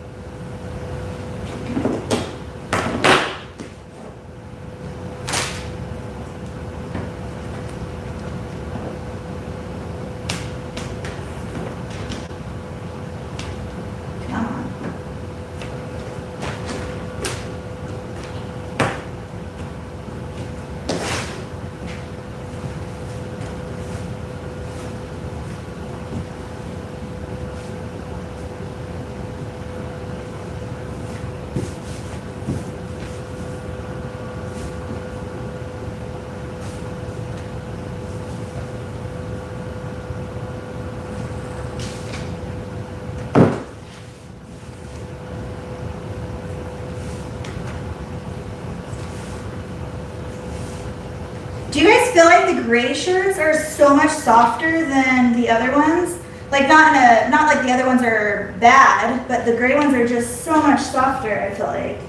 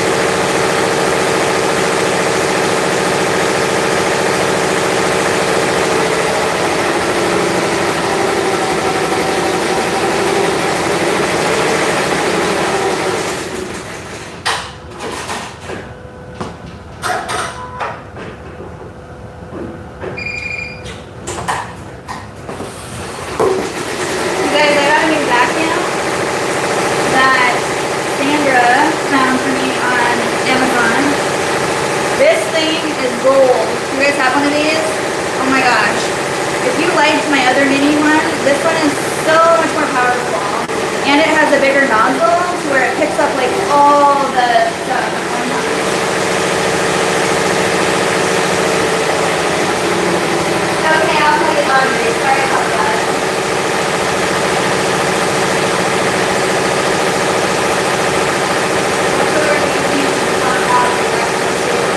It's just the Cricut, like, hook, the leader. This one. I didn't see that. It's just the Cricut leader.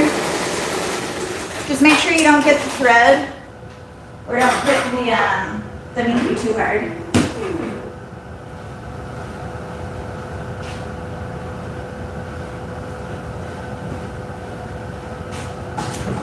So I always pre-cut this is my popular shirt, so I always pre-cut this over here. And I know that on this design, I should buy new numbers, but when I very first started embroidering, I bought this number set, and for some reason, I can't figure out why. So if any of you guys know why, let me know. But it doesn't stop. It like automatically does like all the stitches at one time, and I can't figure out why it does that. So I just always put the fabric down first before I do anything else, because it does like the tack down and place and stitch and tack down all at the same time.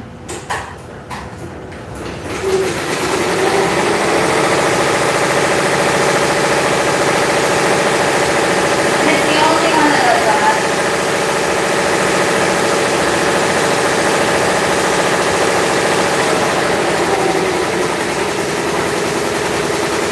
But I've done it so many times that I just know exactly where to put it, so it's not a big deal.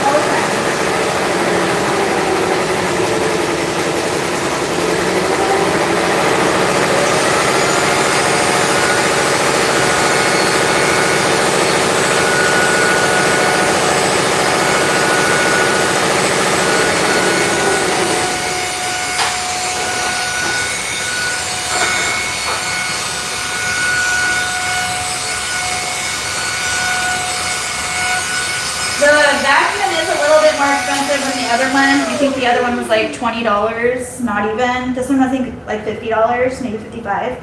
But it's literally like a mini Dyson. It's so powerful and quiet, and I just love it. It's amazing. Okay, I'm gonna cut this out at this table right here. So I didn't leave you guys. I'm just coming over here. It's just easier because the table's a little bit higher.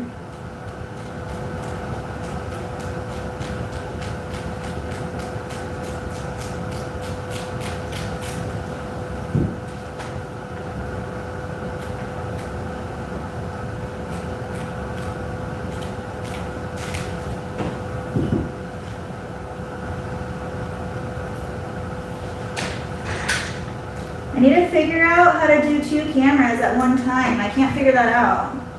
You guys, I'm so tech savvy, or is that the opposite of what I am?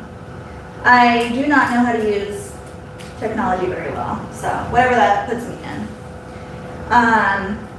That is one reason why I explained last time I don't want to get the Melco, because I don't want to have to worry about a computer while I'm working. I know how to use the embroidery machines. They're easy to me. I don't want to have to figure out a computer system.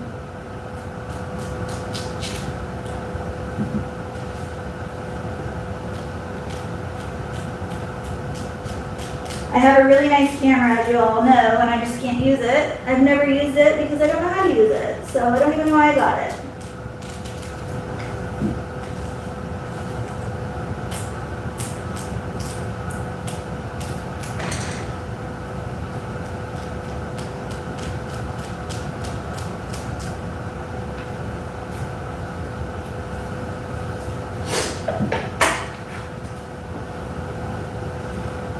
I love this blue color up against the gray. It's so pretty.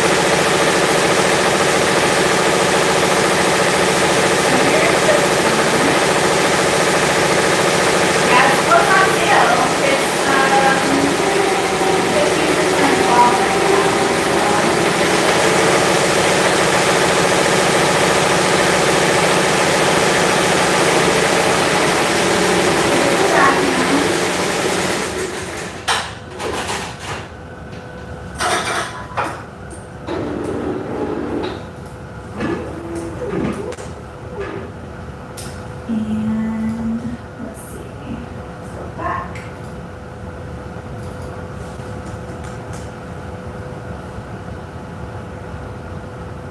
Here's the little table, it's so cute. Is this the one I got? No. Huh.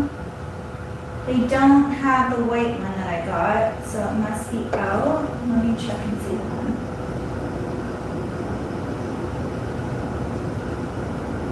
Yeah, they don't have the white one I got. They only have dark gray and like a wood one.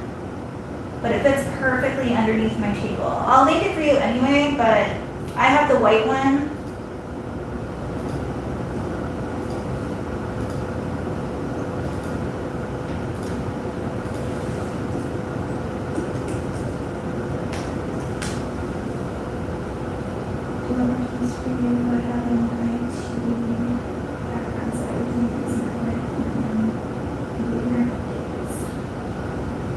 Yeah, I update my computer like every day, but every time I go into Embroidery to ask me, and I really just like don't have the time because I need to like design right then and there, and I always know that updates take forever, so I just don't do it. But that's the only one I don't. I always do the update on like Cricut and everything, so yeah, I believe that you should update, and it makes it a lot faster and easier. But for Embroidery, I just haven't yet, so whatever.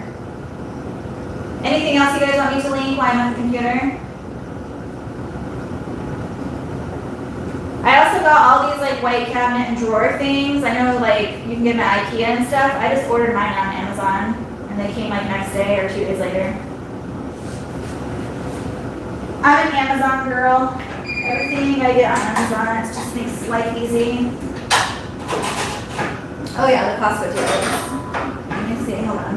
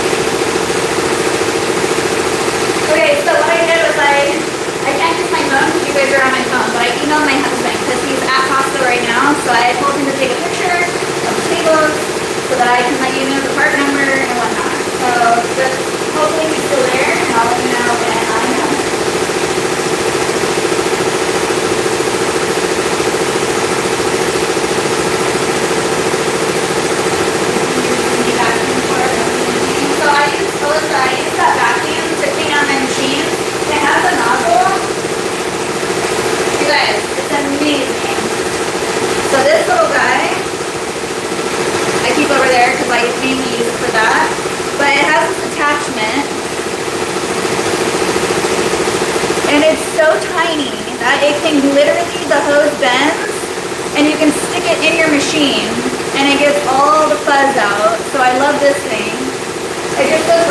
off, this piece right here comes apart. I'll just stand it here. So this thing comes off, and then you just put this in here like that. And then you can like go in your machine and clean it. And then I just take it off and put this one back on, and I use it for my, see how much fur it gets in there? And then you just empty it when it gets full. But it's worth the money. And then it just charges like a phone. So I just put it on the charger when I go in at night, and I take it off in the morning. And I think it takes the same charger as the new Apples and Androids.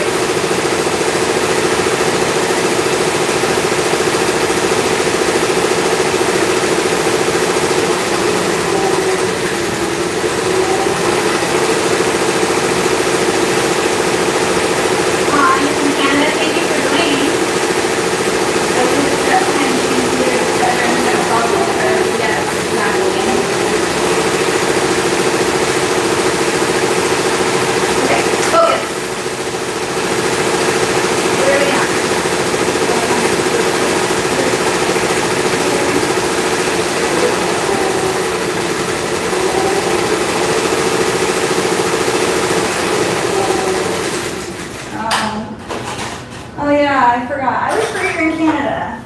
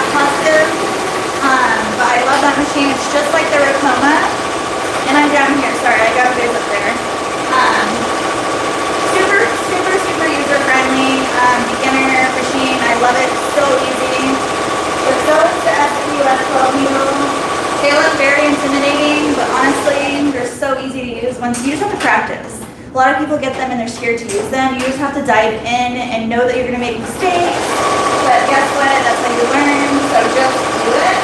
So both of these machines are very user-friendly, as I'm sure with all the other ones too. You just have to get comfortable with them. It took me a while to get comfortable with my SWF, but now that I've used it so many times, it's super easy, and I mean, you just kind of do the same steps over and over and over again if you're doing the same thing with it, so. Just like muscle memory with anything else, you just know how to do it once you do it for a while.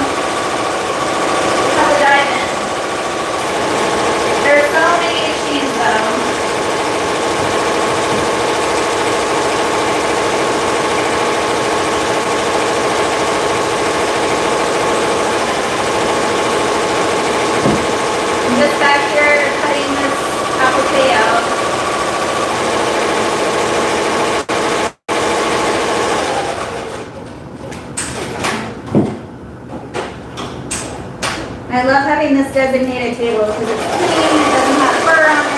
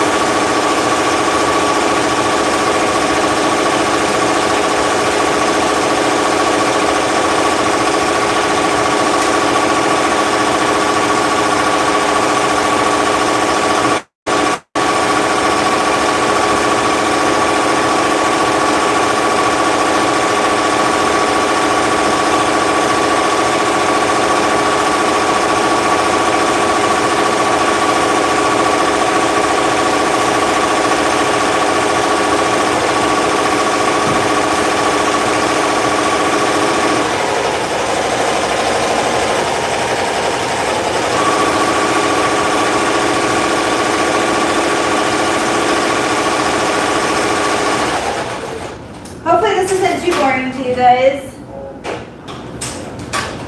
It's just my work day.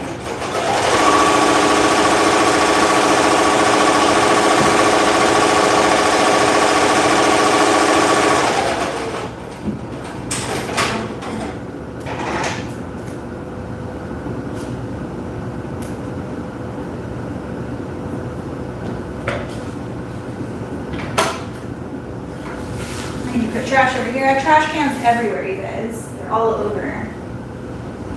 But they're always full.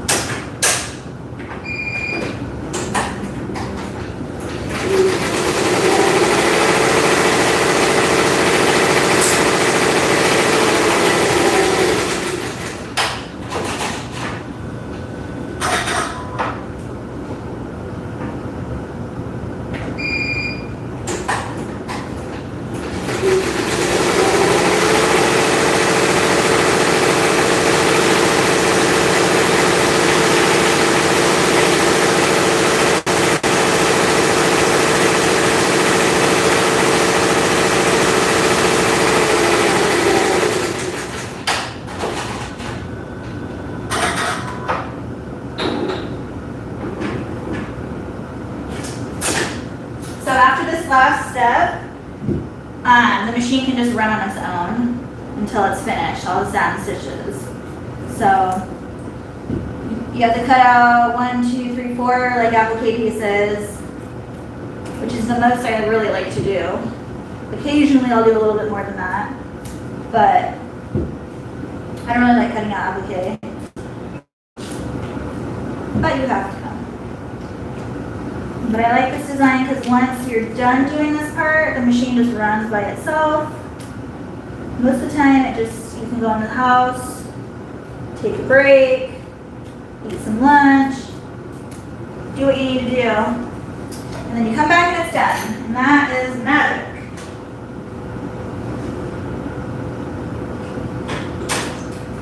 Except I know my bobbin's gonna run out probably pretty soon.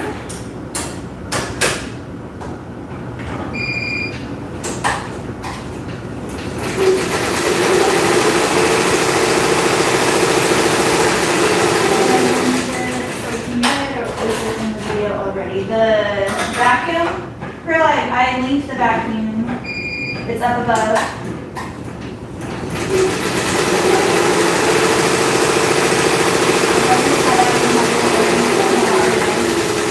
Thank you, Audrey. It's taken a short in progress, but we're getting there.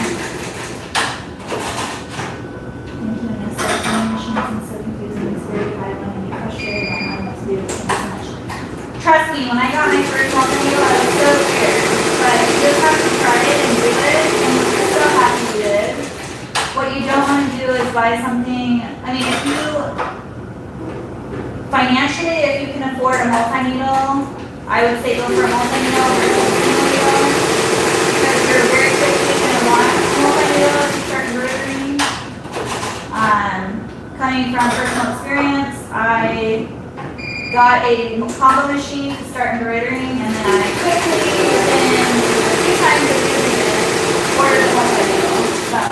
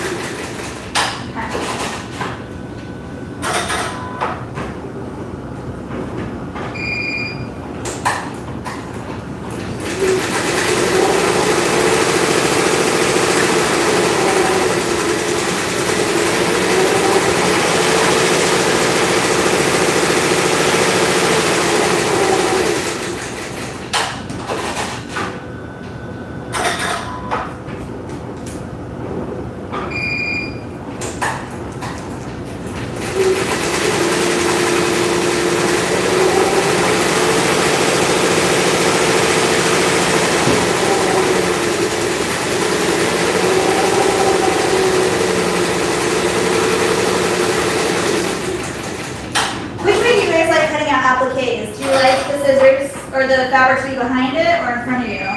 I find it easier for my scissors to be in front of me and the fabric doesn't turn back. So I always turn it the same way. And it gets cut right on the line.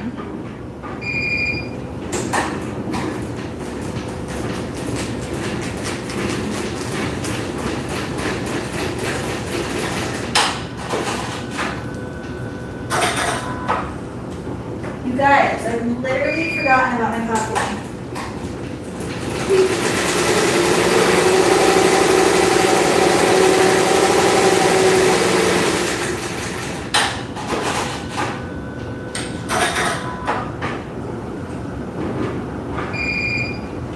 So this is a 4, and I just like pinch the middle a little bit and just go right through it.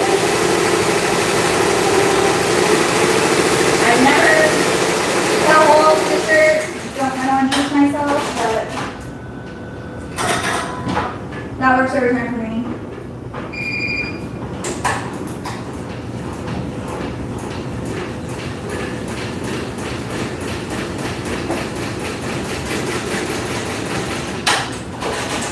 And when you're doing long sleeves, always make sure you check your sleeves are not underneath the needle plate. You don't want them to be sewn in with the shirt. That would not be good.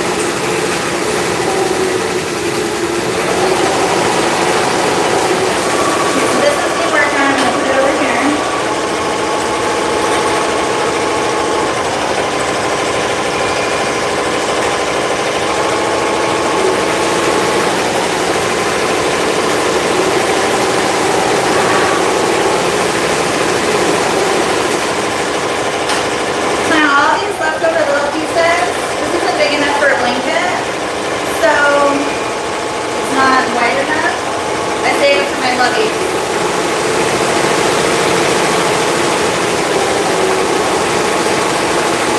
We're gonna stick underneath here.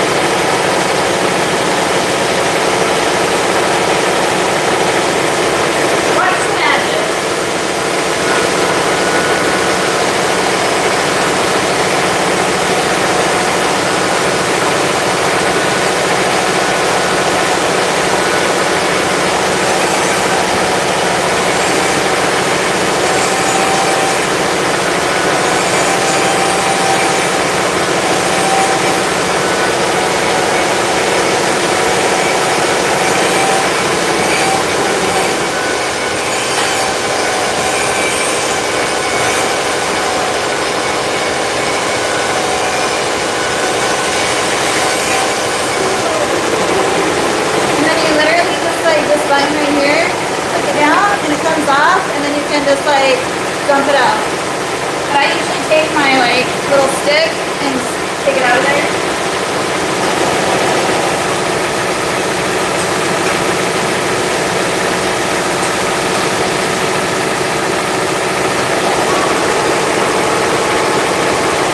You guys all know how much I love my other vacuum. This one is literally like 100 times better.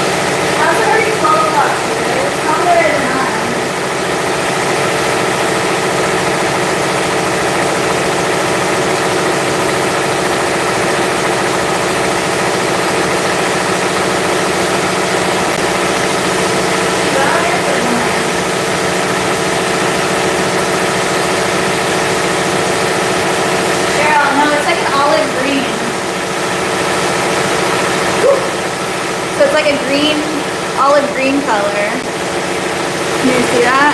So pretty.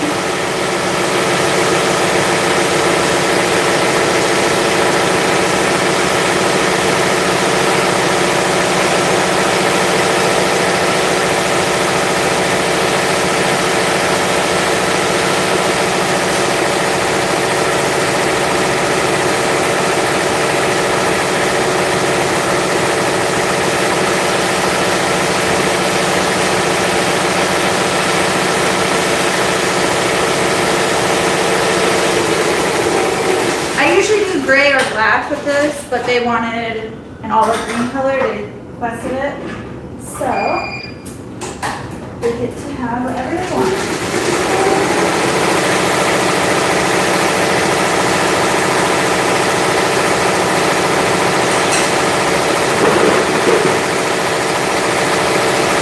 Yeah, my shirt is dark.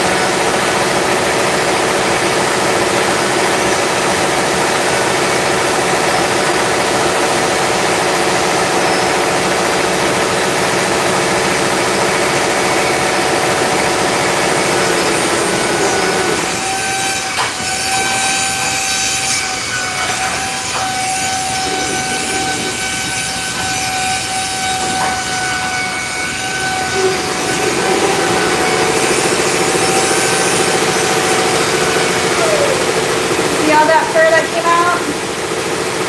Look at that.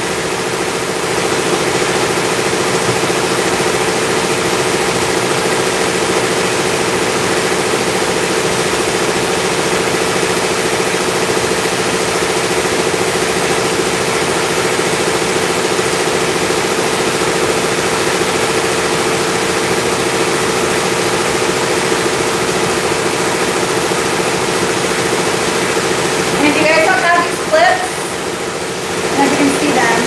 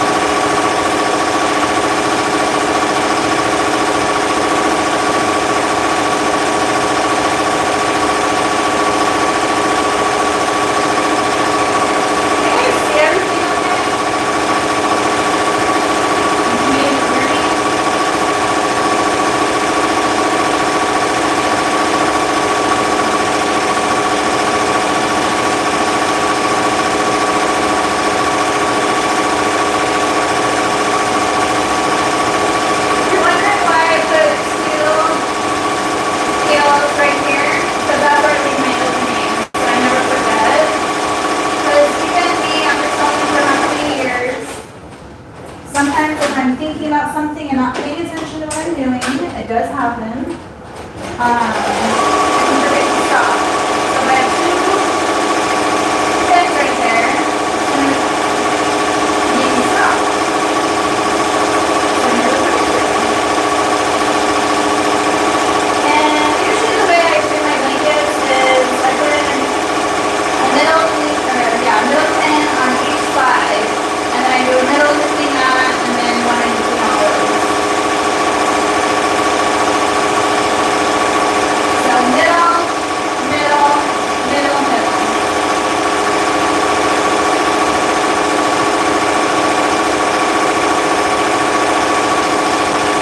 This makes life easy.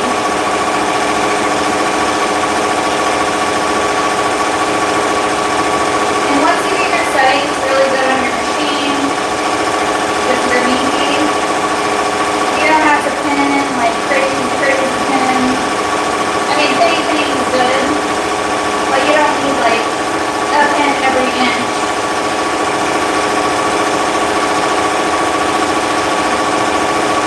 As you can see, mine are like, I don't know, probably 3 or 4 inches apart.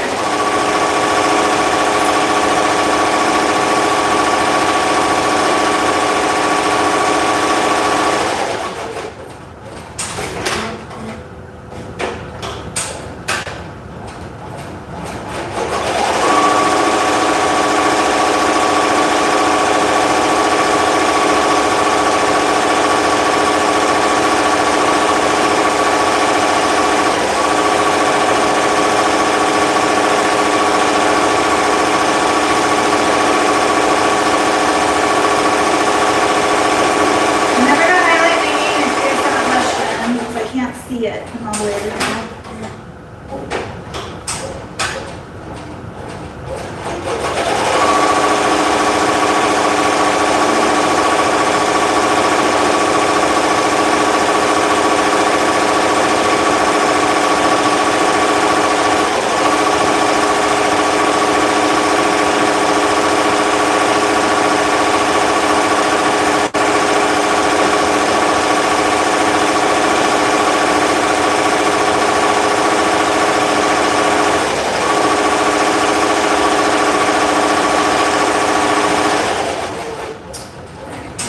Brody, let's see what color backing they have.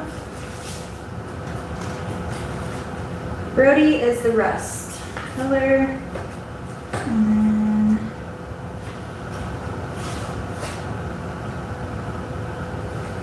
green. So rust and green.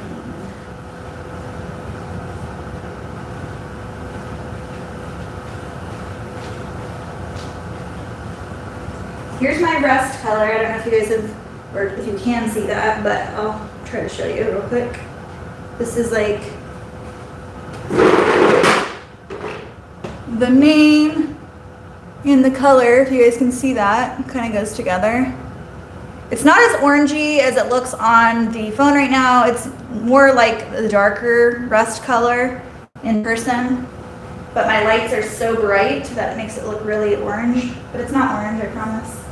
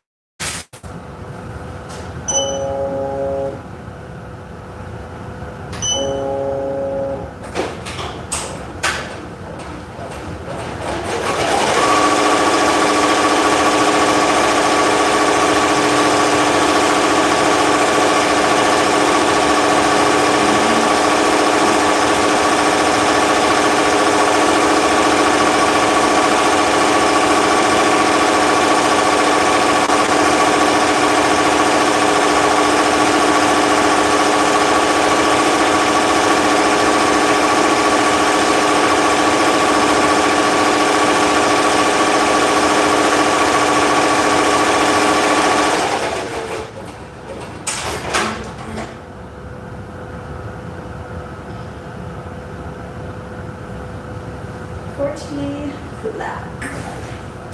Need to refill this.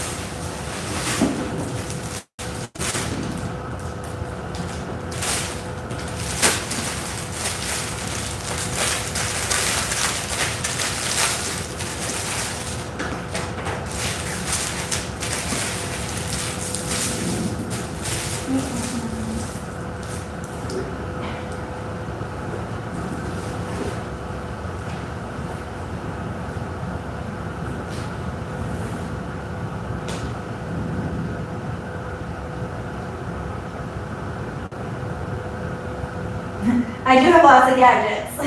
I am a gadget girl. Yes, whoever said that, yeah.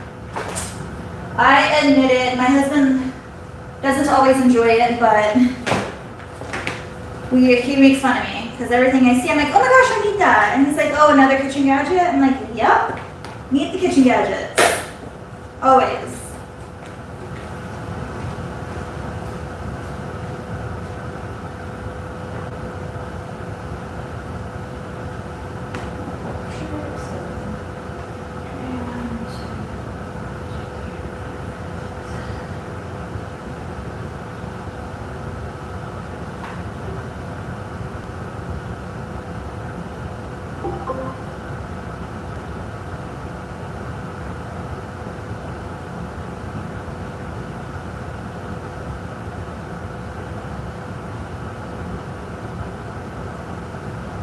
You would think I would have these memorized because I do it so often, but I never want to mess it up. So I know the combination, I just never want to mess it up, so I just always double check.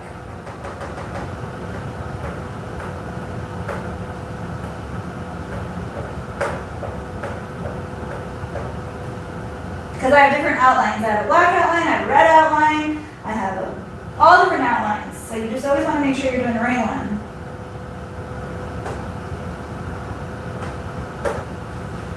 Okay.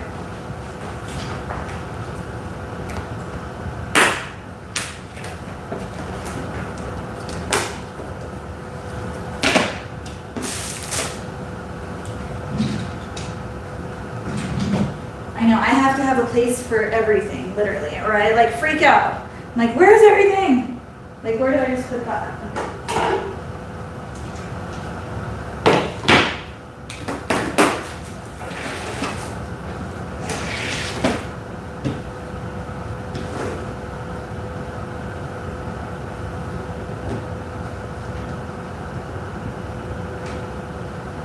Black is hard to hoop with this because you can't see through it like the white. You can see through it where the sides are. So you have to be accurate.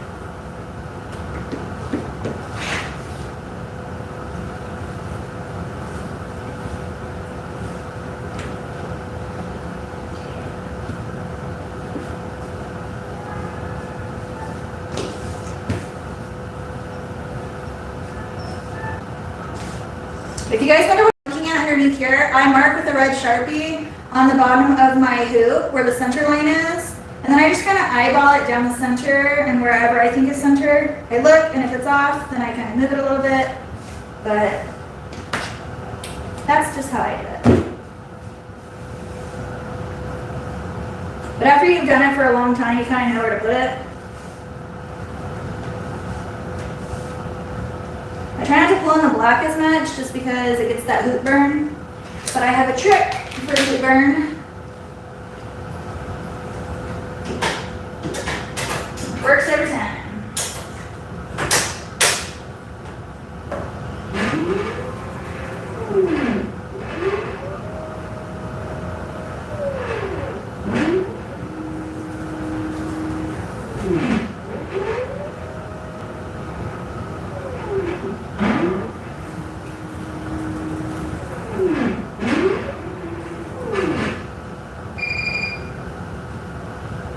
So I do tend to do smaller shirts on this machine rather than my FAF. I mean, I will do smaller shirts on that machine, but I always notice that the, what is it called? The arm underneath here, the sewn or the embroidery arm, it's different on this one versus my FAF. I don't know, there's like a little metal piece underneath here that separates it. That one's a little bit larger, so I feel like it like stretches the neck out a little bit more, or sometimes it gets caught in the back. And it doesn't like mess the embroidery up, but I feel like it stretches it out. So if I have like an 18-month shirt or a 12-month shirt or anything like that, 18 months and younger or smaller, I do it on this machine just because it doesn't stretch out the neck as much.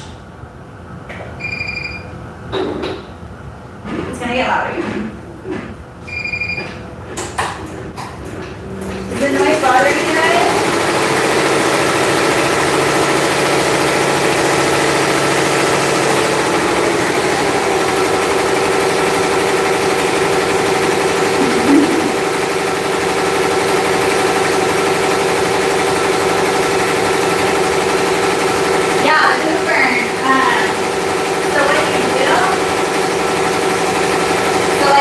Black one, you can see there's a little bit, you probably can't see it on here, but there's a little bit of a hoop burn like all the way around. I just take a spray bottle and I lightly mist it on the outside right here. And then what I do is then turn it inside out. Sorry, I'm probably yelling in the microphone. I turn it inside out, cut my stabilizer off the back, heat press with your cloud cover or tender touch, whatever you use, flip it right side out, heat it again, and then by that time the hoop burn is gone. But the trick is to spray it on the front side, not the back side, because I have forgotten to, and I'm like, oh, I'll just spray it on the underside. It doesn't work the same. So you have to do it on the front of the shirt.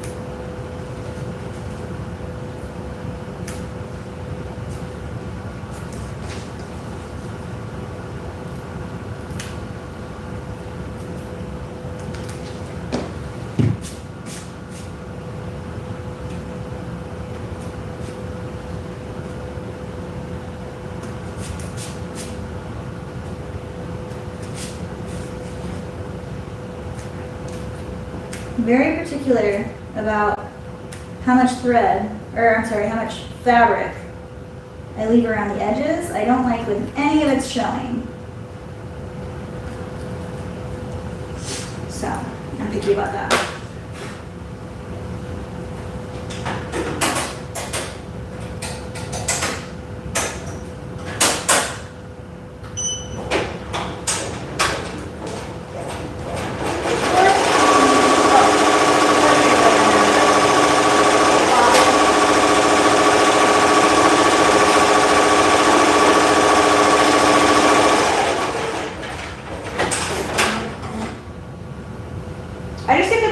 Magnetic bobbins on Amazon, of course. And I keep them in a little bin right here so they're not like out in the air.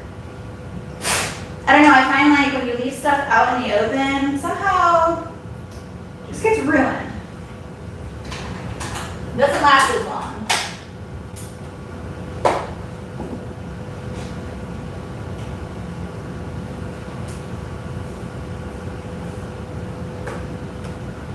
So then whenever, like on the other machine, I just go back steps and start it. On this machine, I like to cut it and then go back steps. I'm gonna close out of there. I'm gonna trim. And then on this machine, in order to go back steps, you have to hit the float button. I don't know, it's weird. So there's an icon on the bottom of the machine that says float. So you just hit the float button, and then make sure you hit the plus sign to go back, to make it minus. So then I'm just gonna minus like 20. Hit close. It won't do anything unless you close it. So you have to hit close.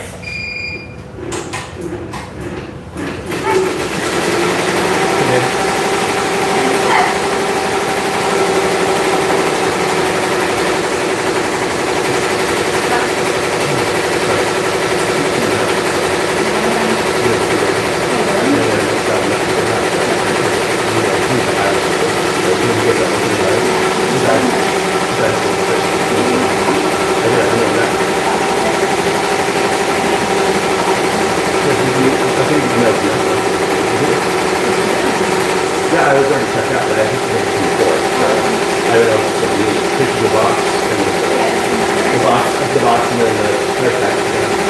They're asking about it, but it's not online. It's out there, it's still on there. Okay. Yeah, so we're eating hot dogs. I'm unloaded. That's cool. I'm eating hot dogs and then I'm gonna have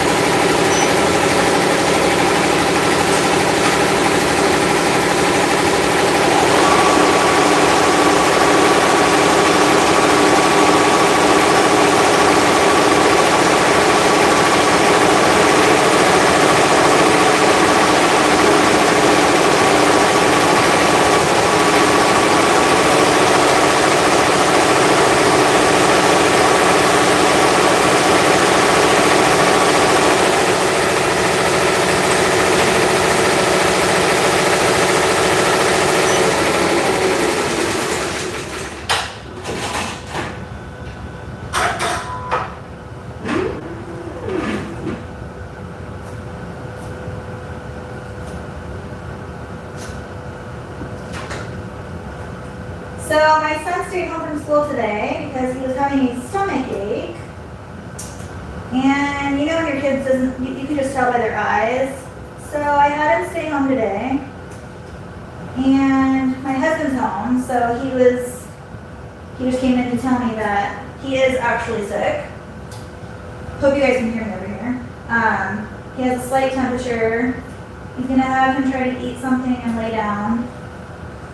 But here I go again with another sick child. It's never ending.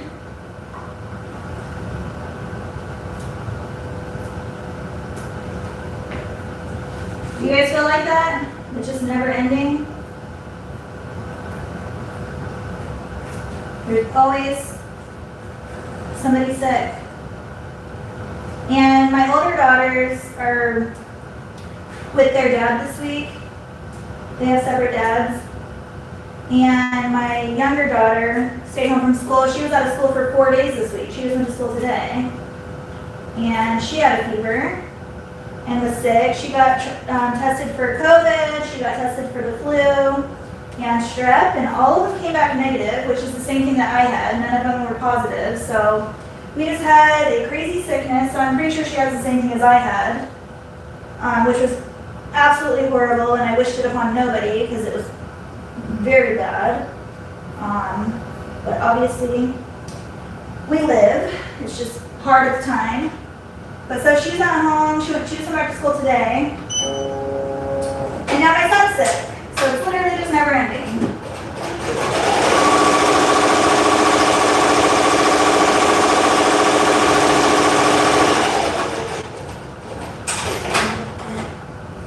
But you going.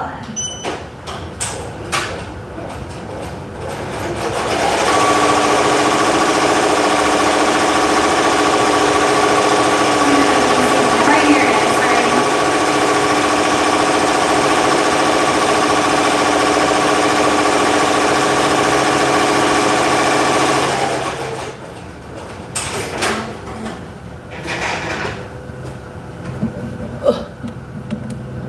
So you're not staring at the ground. I'll put you up a little.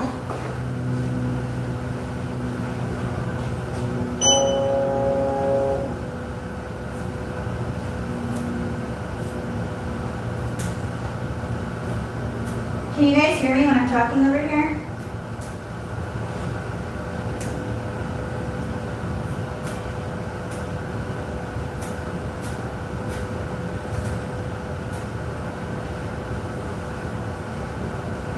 I hate when I go up on like a whole subject and then you guys are like, I couldn't hear you.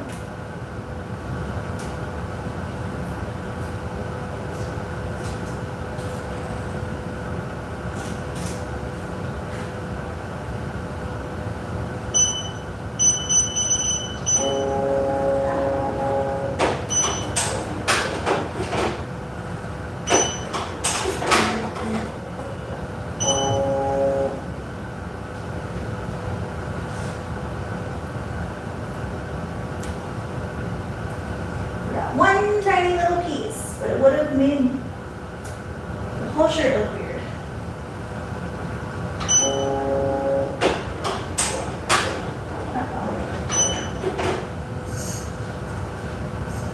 Don't do that.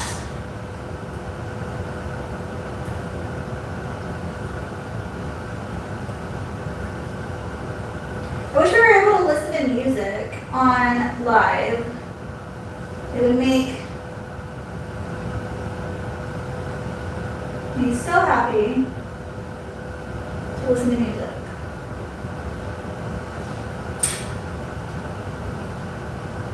But you're not allowed to.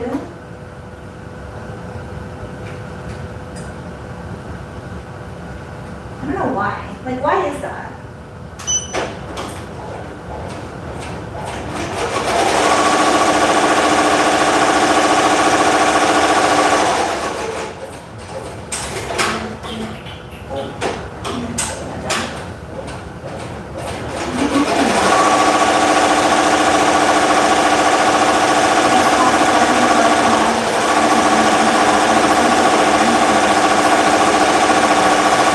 Where do you put the onion? They eat it or what?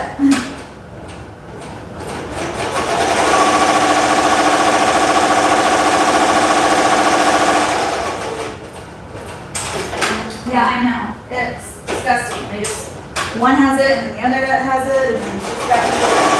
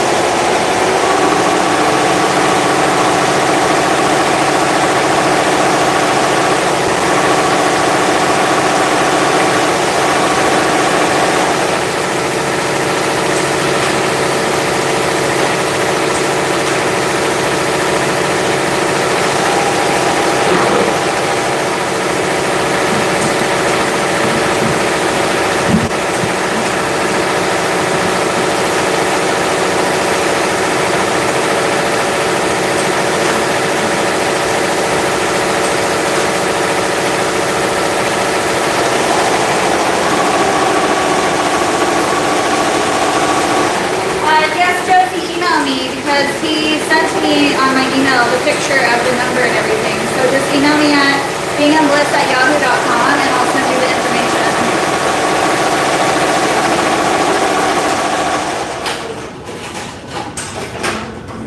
But thank you for being here today.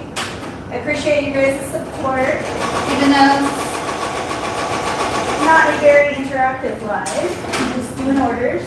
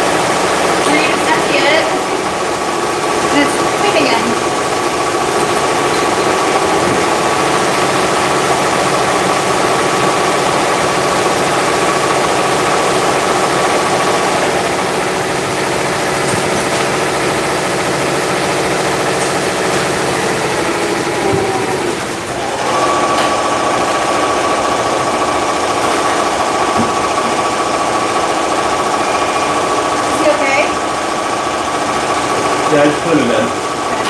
He wanted to lay down, he was not coming in.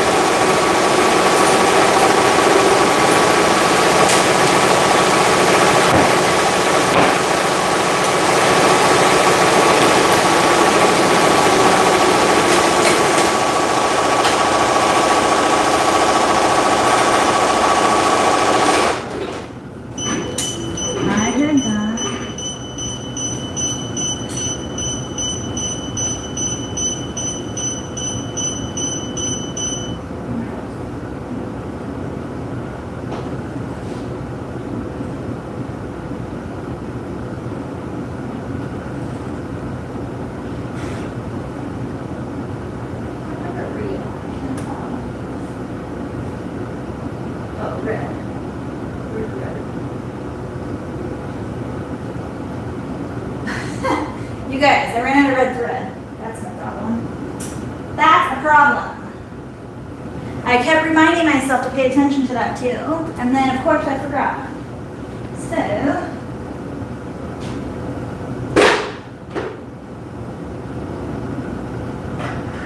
I'm almost out of black too. So if you guys want to know the number red that I use is 1637.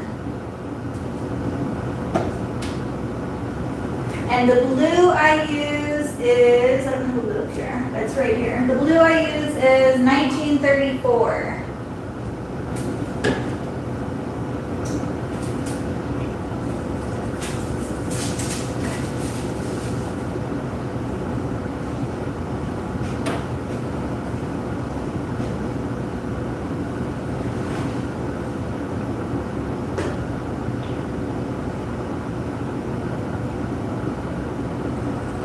To a wedding in August and caught COVID. It was bad. I never want to get that again. Oh, I'm so sorry you got that. Hi, Kathy. How are you? Stick pins are not my friends. Can't do it. They live swords. I used to use clips, but I really like my pins. But everyone does it differently. There's no right or wrong way. Just whatever way you know how to do it.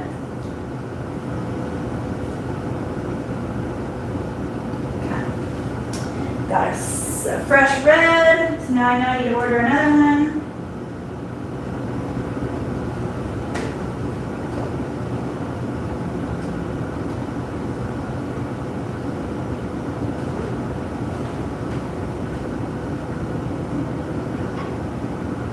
This is the hard part because I can't see behind here.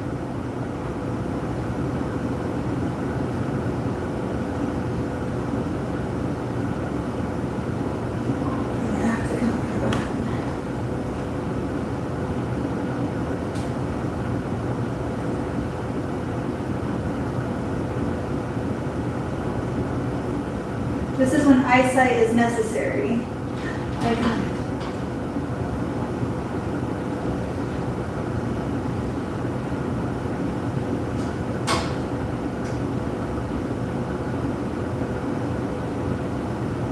on. I see it, it's just not going through. There we go.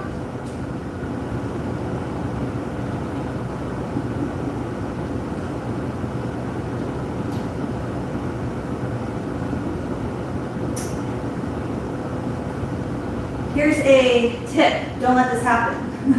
Pay attention. I hate threading.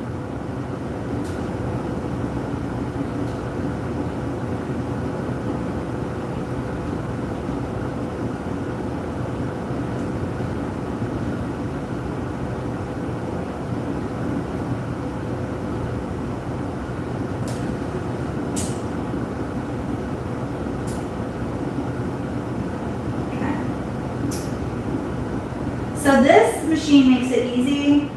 You just take these little slingy things off without. This thing always gets loose though, so that's why it makes noises sometimes. You gotta make sure it's like.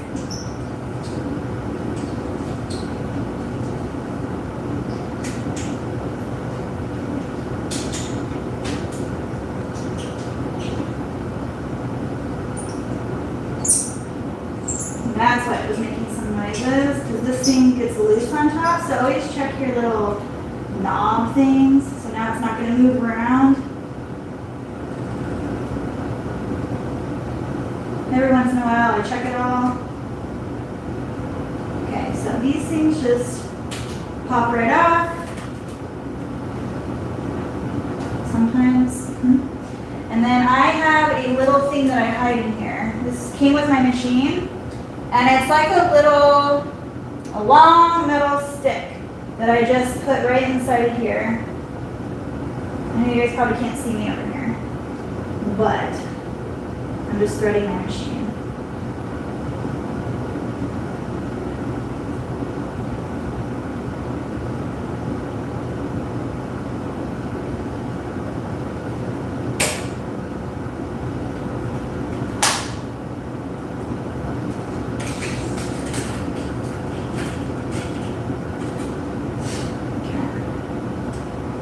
Then it's pretty self-explanatory. You just put it through all the little niches and go around the seam a couple times.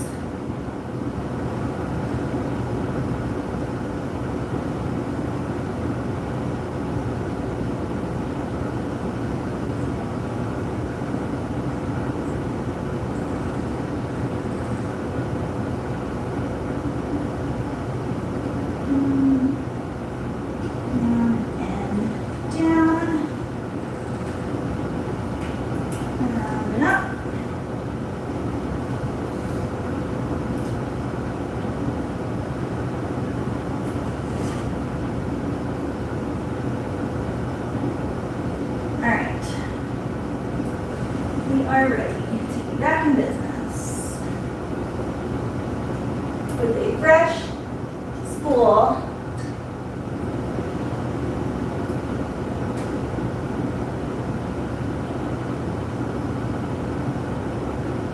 Come on.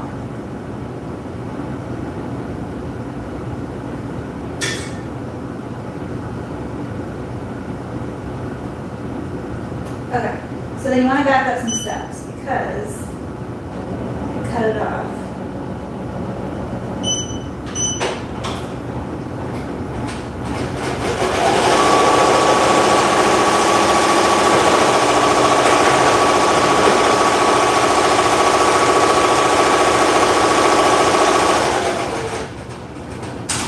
And we're good.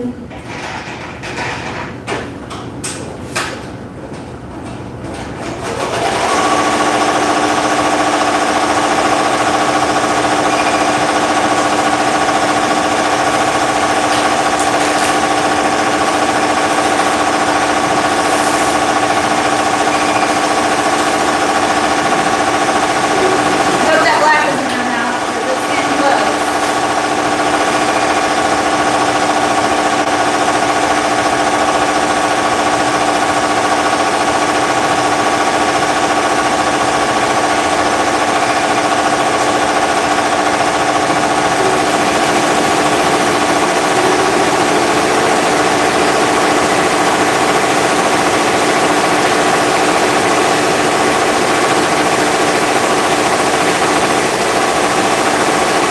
And I get super lucky.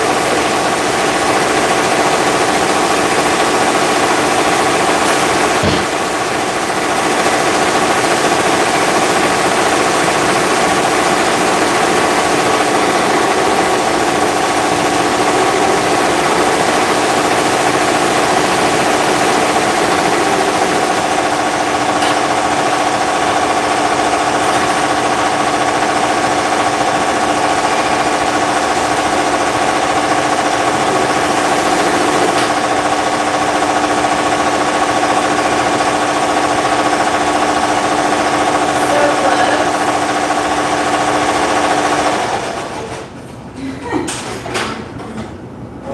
Taking a risk.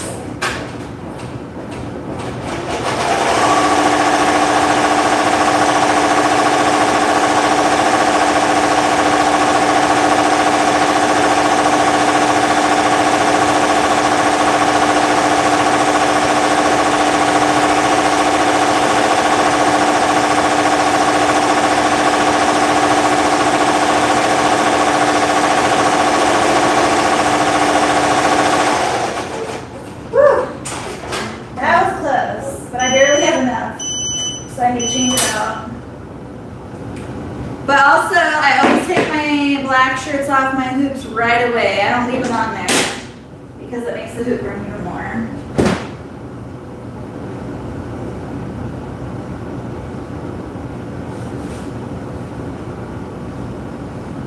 Okay, before I do that, I'm going to.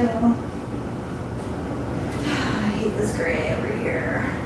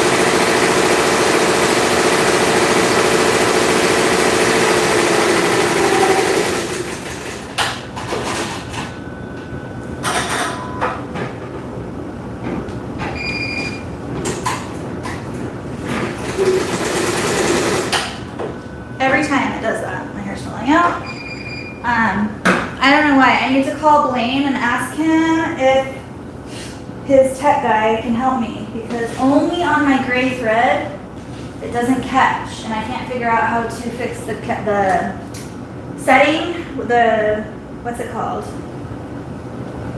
Where it catches. Can't think of the terminology. But there's a setting that you can mess with, but I've tried everything, and no matter what I do, it's only on my gray thread. So maybe my gray thread the machine just doesn't like that thread. I don't know, but it's the same thread as all the other ones, so it doesn't make sense to me. And it only, it'll work if I go over there. I have to hold the thread so that it catches. And then it's fine. But then once it goes to the next step, it does the same thing again. So, but it's only on my gray. It's the weirdest thing ever.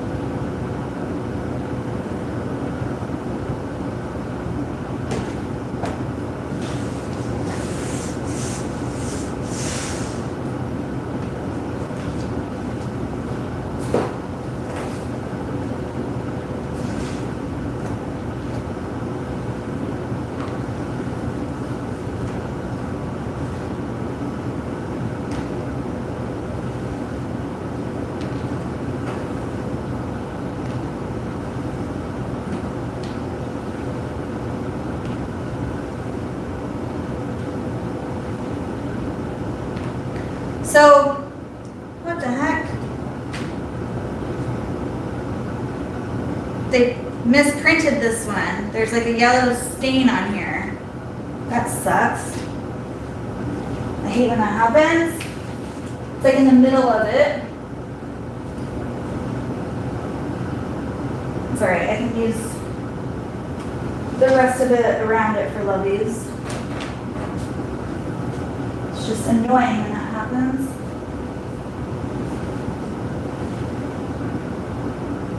Hi from Australia! Thanks for joining.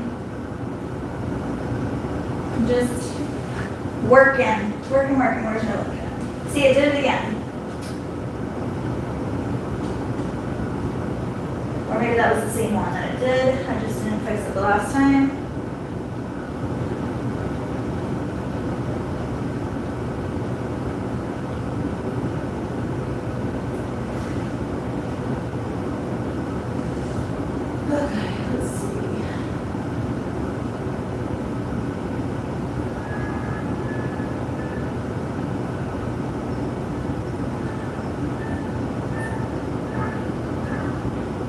And it's not a needle issue because I just changed the needle, so it's literally just the catch, the hoop, or the, what is it called?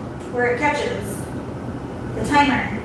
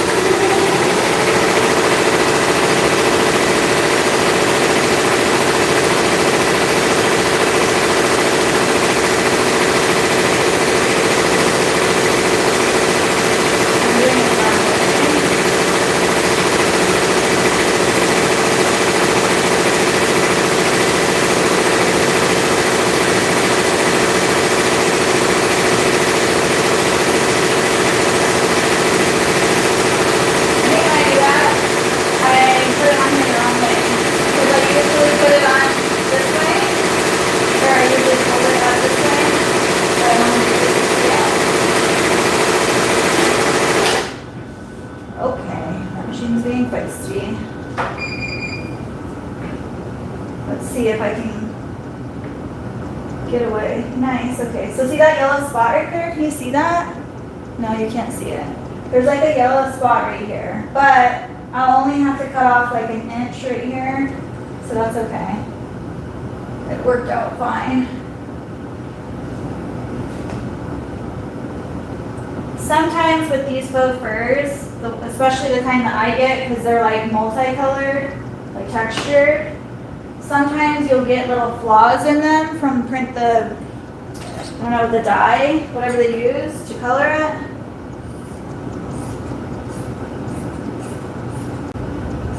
That you have to make sure that it's okay when you cut it.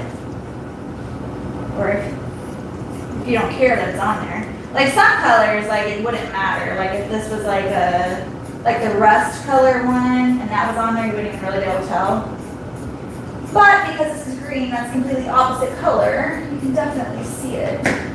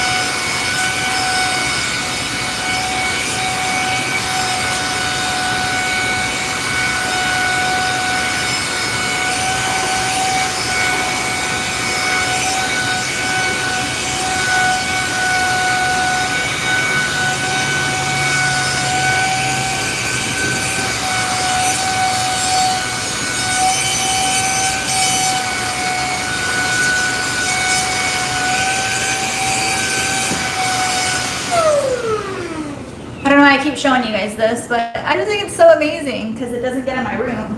It makes it nice and clean in here.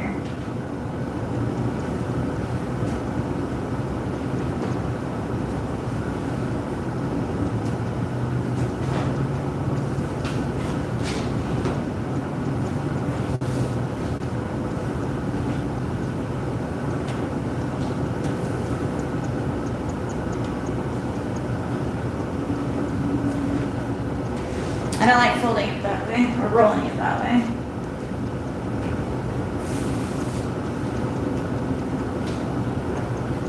It's easier for me this way.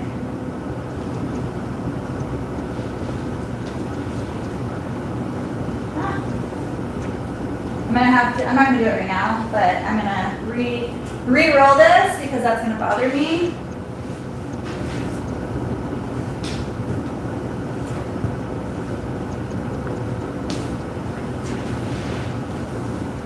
But whatever. Just put this clips away.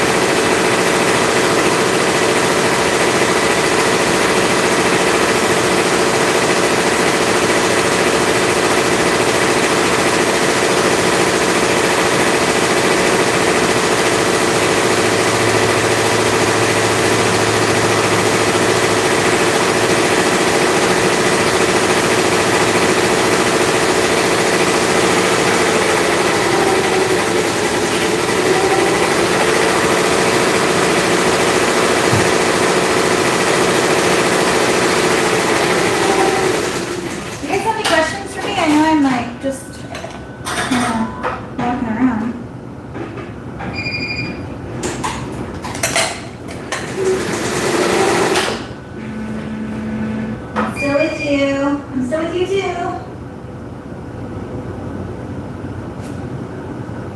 I know, isn't that green gorgeous?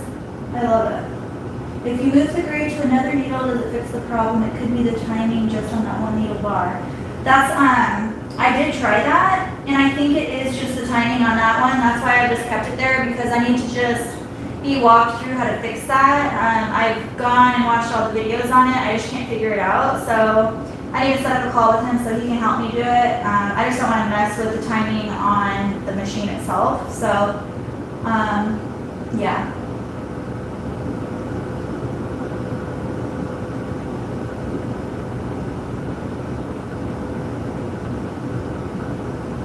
So it's fine, it's just frustrating because it keeps doing it, and then it literally just doesn't catch. So, yeah.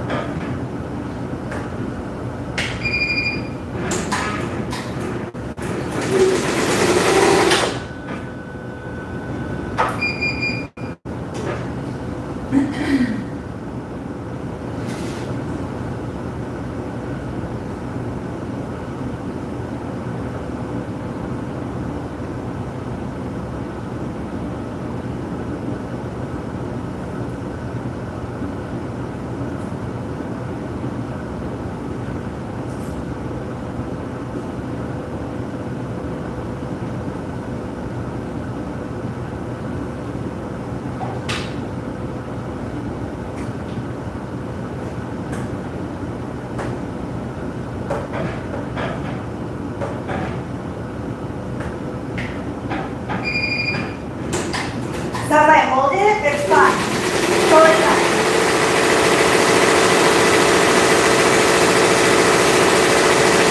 It's literally just the timing.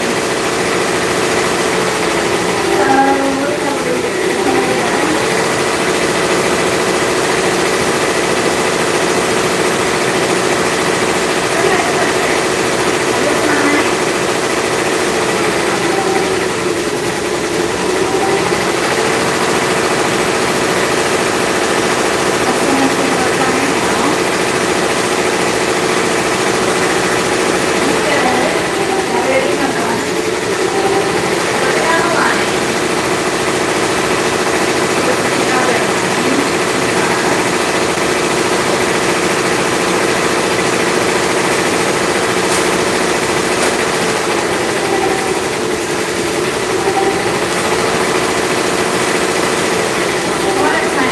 what's over here? My goodness. You guys are troopers for being on here with me for this long.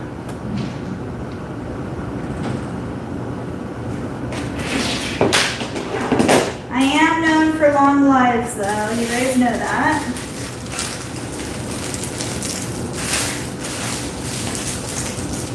Just kind of like keeps me going.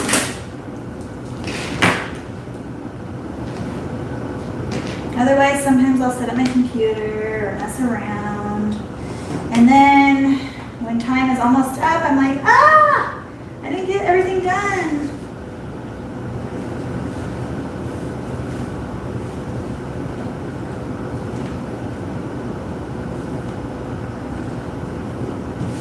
Blankets go fast though. It's just this setting up and cutting part that takes forever. But once it's all pinned and everything, boom, they're done. I got 7 blankets out yesterday, I think.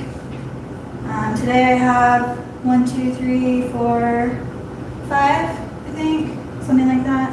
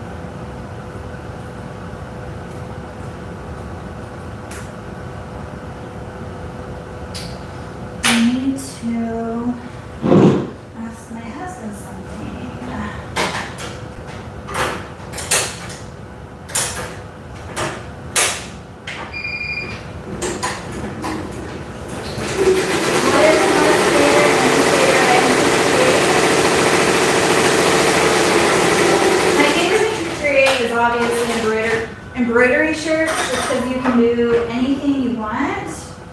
Hi, Cece.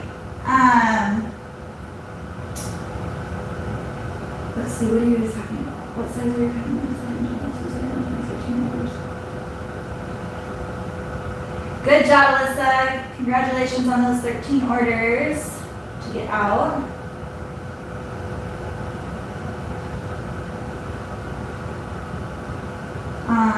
My cutting mats are 24 by 36, and I just have 4 of them pushed together. I got them at Joann's. I got new ones too when they were on sale a couple months ago, and I just haven't put them up yet because I'm waiting, I guess. I would say my least favorite item. What's my least favorite? Creating patterns. I love coming up with new things, but I hate doing the patterns because they take forever. And then even after that, you have to alter them and all this other stuff. So it just takes forever. But I mean, it's all creative and it's all fun, but yeah, it's just a lot of work. I'm just sitting at my desk really quick. I gotta email my husband really quick.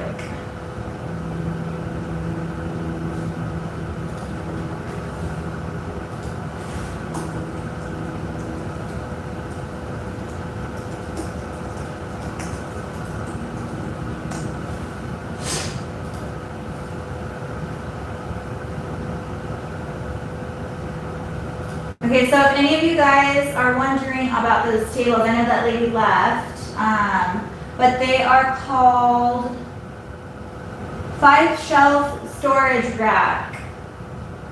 I think the maker is called Whalen, W-H-A-L-E-N. They're from Costco. Let me go ahead and, yeah, W-H-A-L-E-N. I have a part number. Hold on, let me see. I'm gonna go like this. That's not gonna work. I'm gonna write it down. So, wait, 9, 5, 6, 8, 7, 3, 5 shelf. Z being steel. SERGER.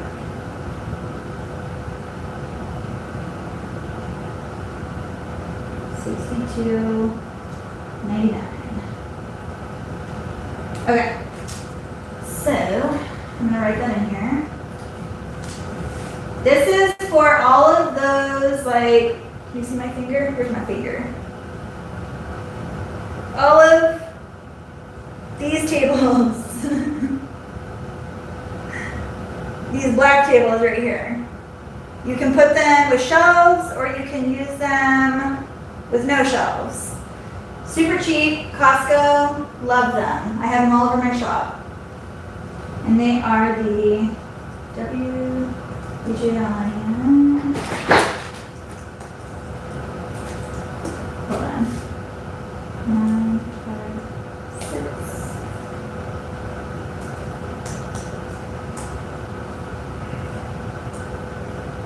Let's see,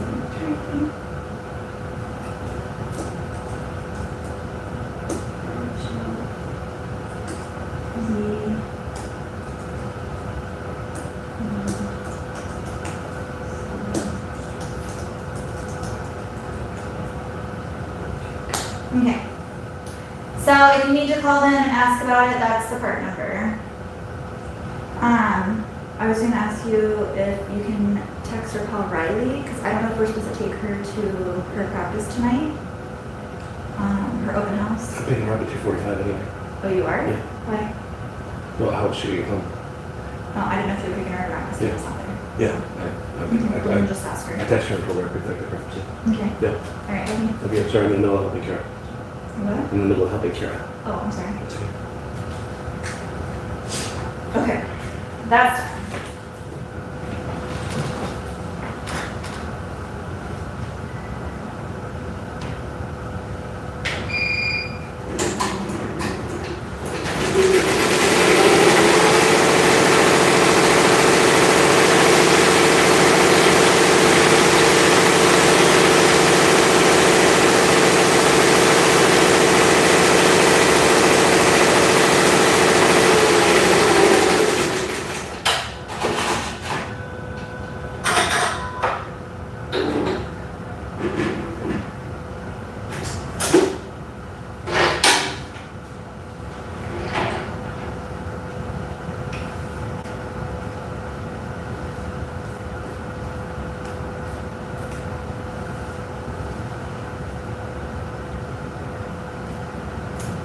My daughter's in club volleyball and she has tryouts tomorrow. It's so funny because like when the season ends and there's just like, it's like summer practices and open houses and gym, like skills clinics and whatnot. It takes forever for the time to go by, you feel like, until tryouts again, because they have to try out every time no matter what.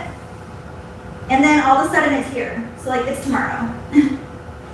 And it was a good thing that she was sick last week because she just went back to school today. And I just hope that she has the energy for tomorrow for what they want to see because, man, I know when I was sick, I did not have any energy. So I'm praying for her.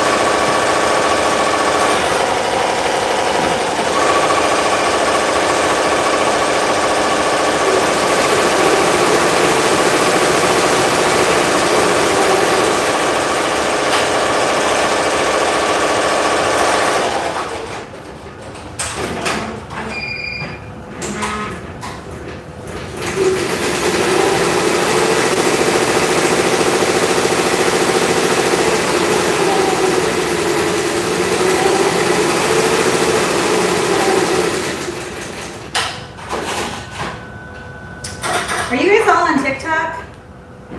I still don't understand the whole TikTok thing. I'm trying.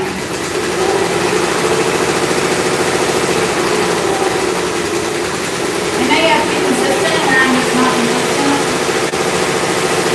Like one day I'll be like, oh, I have a bunch of time, so I'll do some videos. And then the next like month or so, I'm like, oh, I have 0 time, so I'm just all over the map. I kind of just post when I have time, which I know isn't what they like because it's not consistent, but whatever. I do it when I can.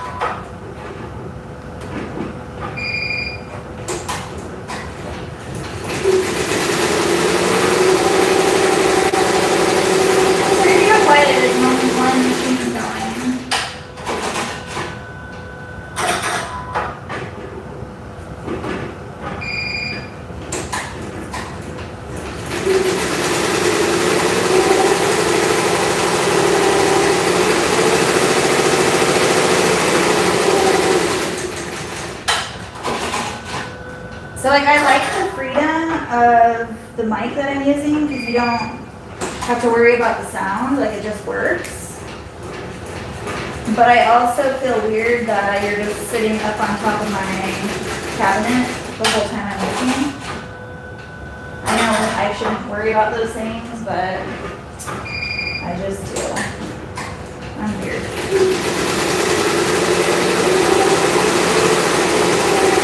Okay, so I think we finally have all of our blankets cut out, pinned, and ready to sew. I have done, well, almost 5 shirts. And I have 1, 2, 3, 4, 5 to go. So it's gonna be a long night, but like I said before, so I want to get another machine because it's only go as fast as the machines go. And yeah, I've been talking, but I've also been going back and forth too.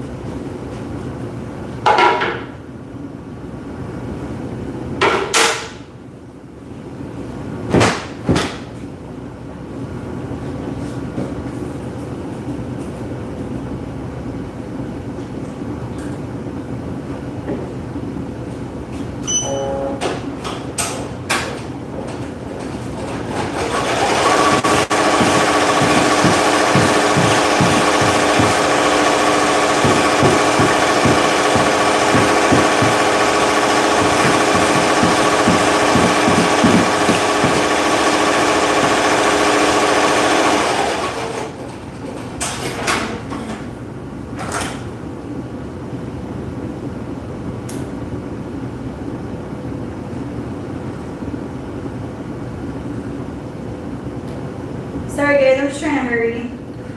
He's gonna be leaving soon.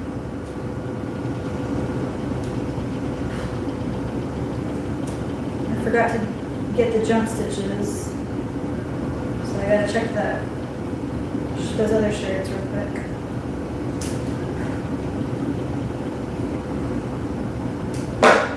Everything else looks good.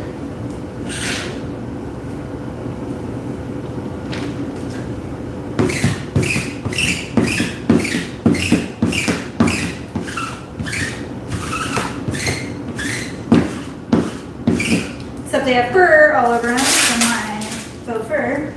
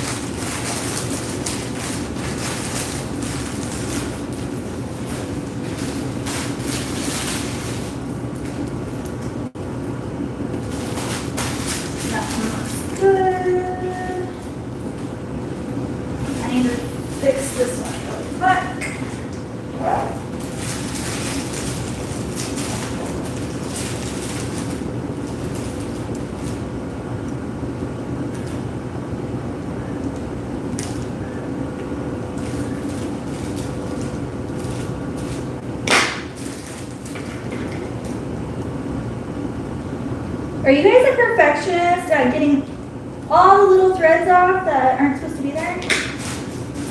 Or do you just leave it? I'm a perfectionist, so I have to get them all. Otherwise it bothers me.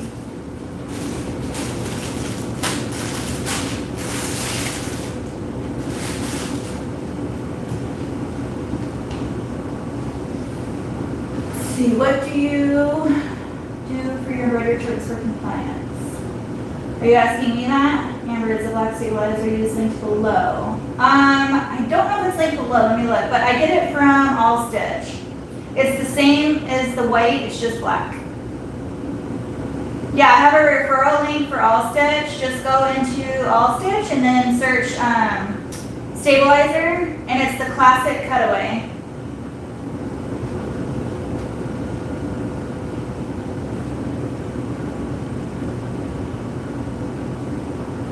I've tried every single stabilizer, and I know every machine is different, but this one is the best. It doesn't make the embroidery hard or crunchy, and I never had issues with it. So I suggest that one.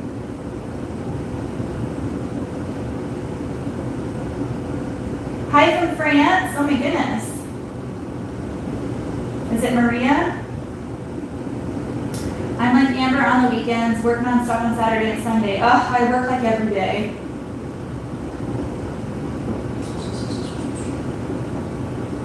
Still learning. I think Amber probably a lot. She was doing it. Oh, you're so sweet, Marissa. Thank you. I try when I can. I don't know everything, but I try. Okay. Let me finish this shirt. Get it packed up.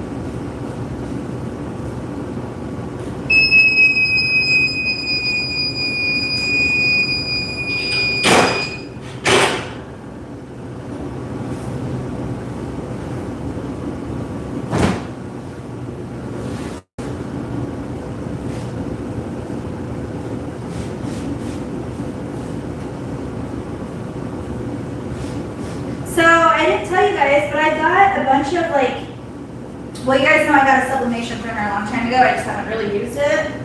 I got a bunch of like little like Christmas ornaments and like coffee cups and stuff like that for gifts to give away for my Christmas presents this year. And I'm making our family, usually I buy ornaments for our family every year. It's like a tradition that I do. But this year I'm gonna make them with my sublimation printer. And I got little acrylic stocking ornaments. They're so cute. So I'm gonna try and do that as just like a little project.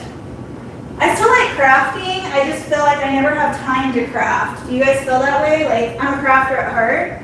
But ever since I started crafting as a hobby, it became my job. It turned into this business. And so now I like never get time to actually craft.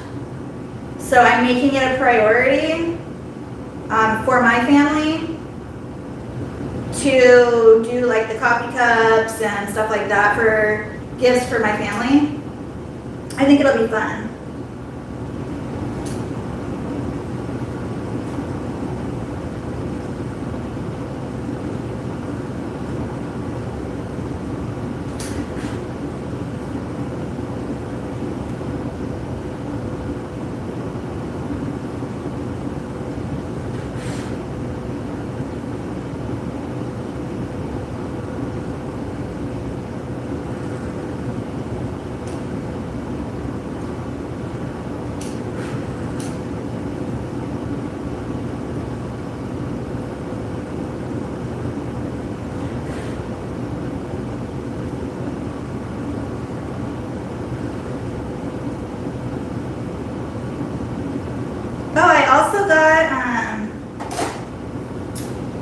I also got these cute, like, you know how I make my own teething clips or whatever? I don't have them on Etsy anymore because they just took them off of my Etsy site. I guess for hazard reasons, I don't know. They never told me. They just literally, I woke up one morning and all my teething stuff was gone. So that can happen. Don't be shocked if it does. It just happens. Literally didn't even get an email or anything. I reached out to them and I still have never heard anything. So 31 listings got deleted. So yeah, but anyway, I found these really cute sublimation, like teething pacifier clips. So I thought it would be fun to like sublimate, like to match their outfit that I made them. So like, for example, my turtle print, I could use the turtle print and sublimate it onto the pacifier clips that match their outfit. I thought that would be really cute.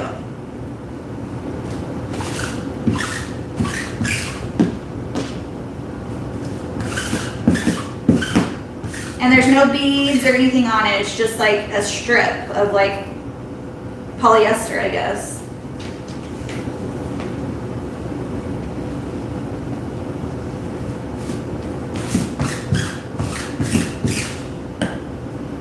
Liam.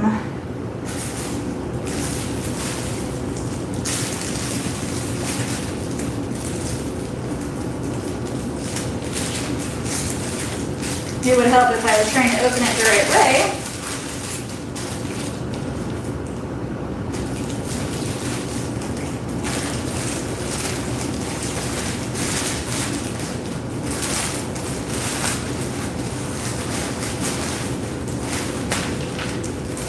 Okay, I think I'm gonna turn my telephone around so that you guys can see me back here because I need to pack up all of these orders. I have 4 shirts, 5 almost done.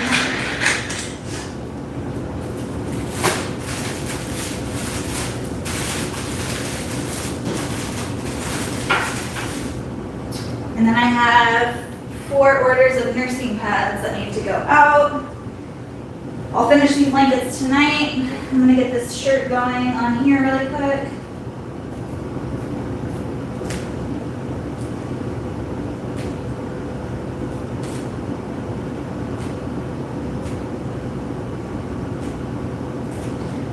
As long as I get to the post office by 5:15, they go out today. And that's what I shoot for every day. Doesn't always happen, but I try.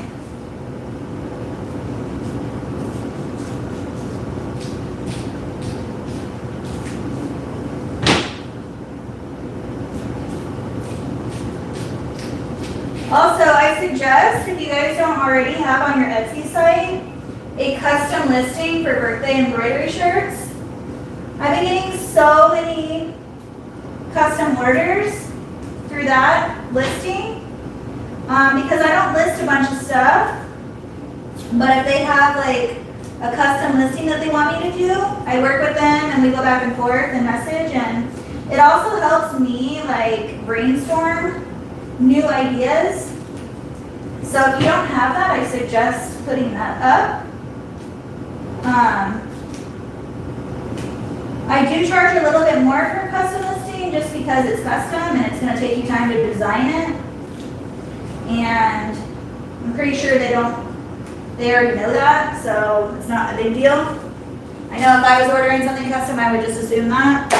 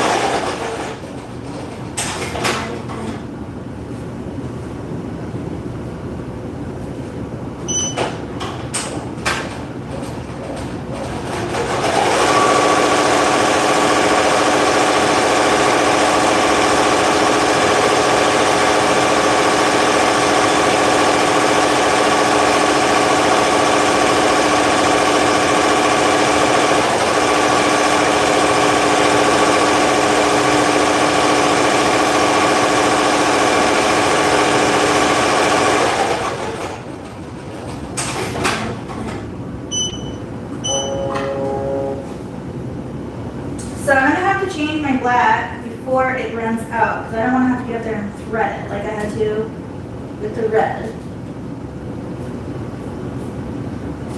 So I might waste a little bit of thread, but I'm willing to waste that rather than to have to rethread the whole thing.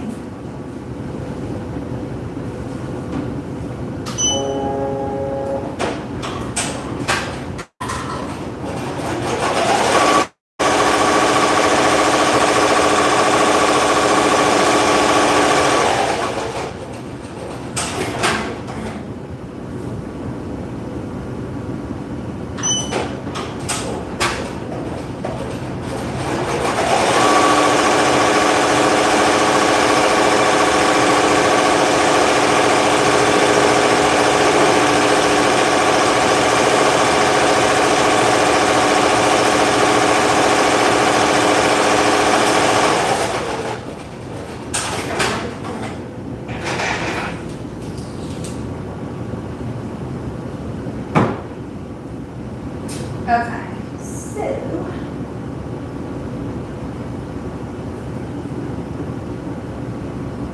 let's just cut it off.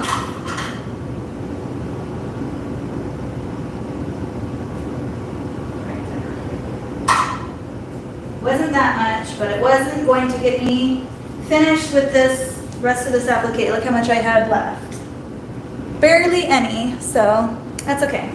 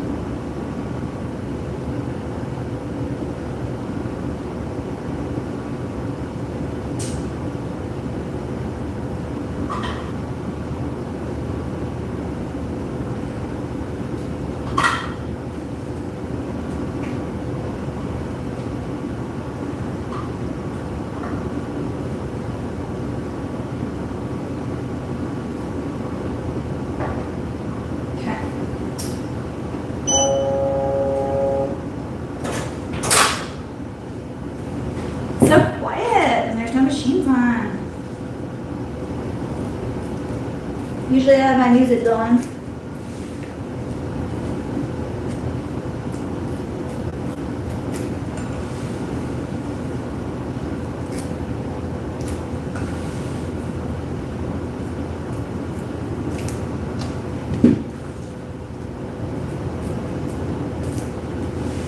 I know I'm gonna get some comments on here saying how long this live is and how boring, because I'm just working. It's nothing educational. But I guess that's just the reality of YouTube. And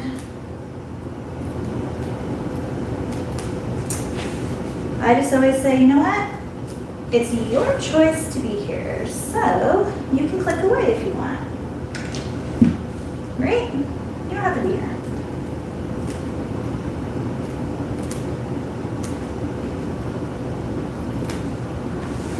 I think it's funny when people do that.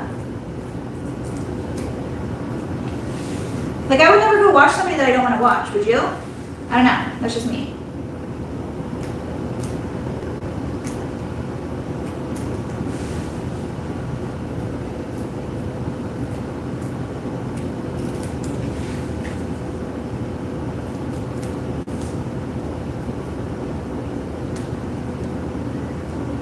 Or like put them down just because I don't like it.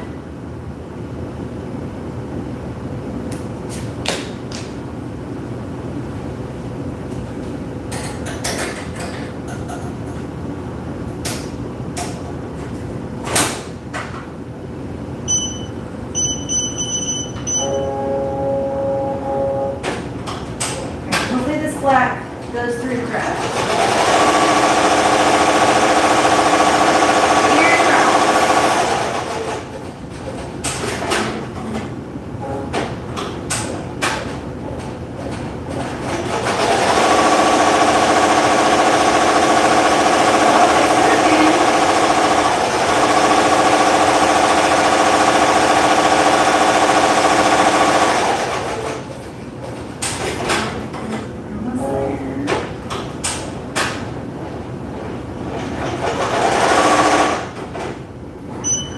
Well, the good thing is it went all the way through the very bottom, and then it stopped, which is fine because it threaded all the way through. Stop.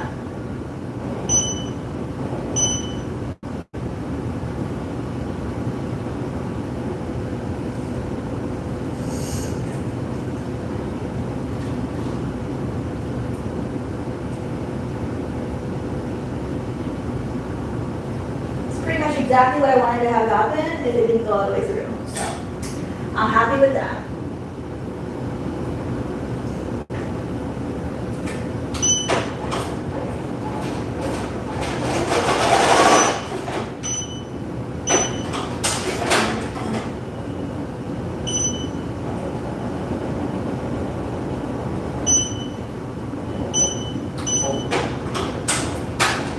I didn't go back far enough.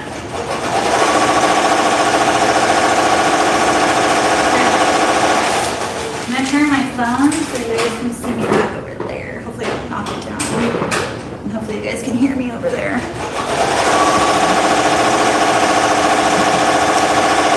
I just went like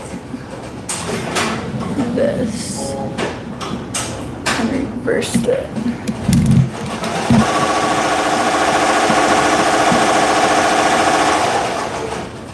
Is that okay for you guys? I mean, I know you can't really see up close, but I don't really know how to move all this.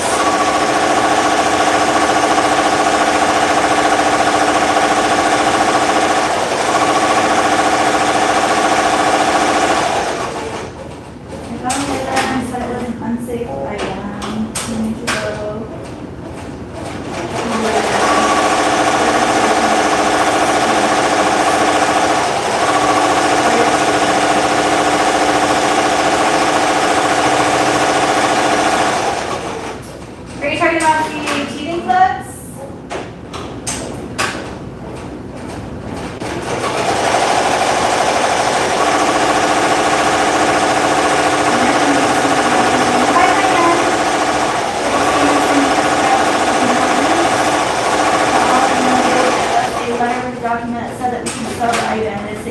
see.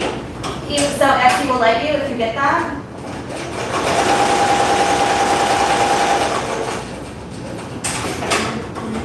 I'll have to look into that then. Because literally, I don't know if you can see it, but this entire drawer is full of like all of my like cheating supplies. Or pre-made ones. You can't really see them.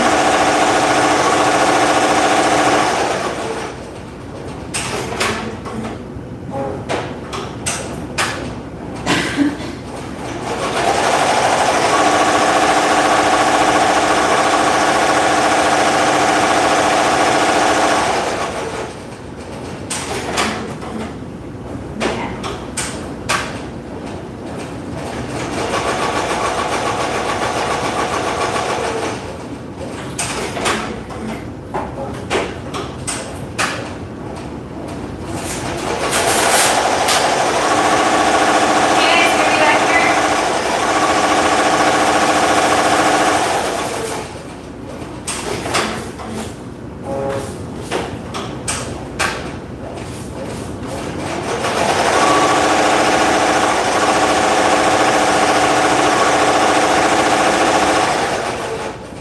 I'm lint rolling my nursing pads because they get fuzz on them.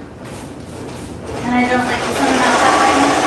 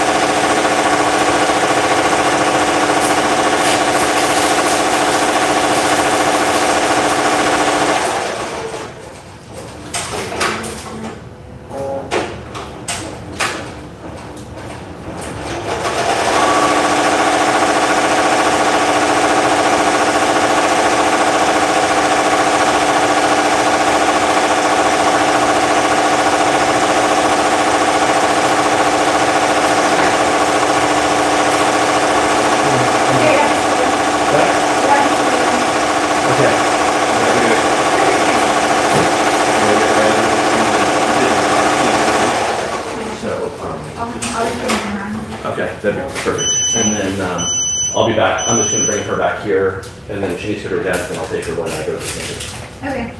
Ask her about practice tonight. I will. Okay, love you. If we're, you just mean if we're taking If her. we're taking her, or if she's staying the night, Yeah. practices in the morning, or tryouts in the morning. Yep. I'll ask her. All right, love you. You guys, I barely made it. I didn't get those other ones out, but at least the shirts are out because birthday shirts are important.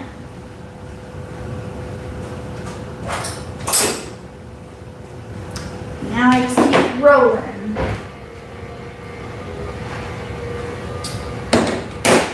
I do have to put my son on the camera really quick over here.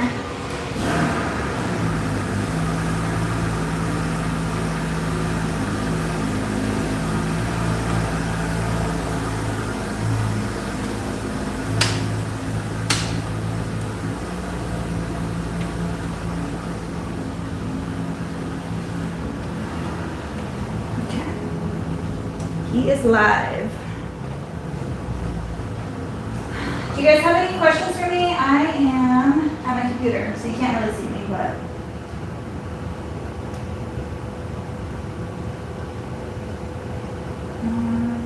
When you get one, you must send it to the public. That's it, you're welcome. I was talking to you, Deborah, so thank you so much. All right. Wow, it's really bright down there on that side of the shop. Can you guys see it okay?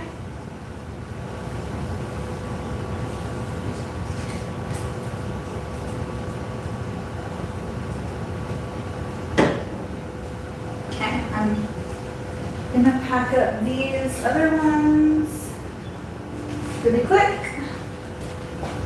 Close this.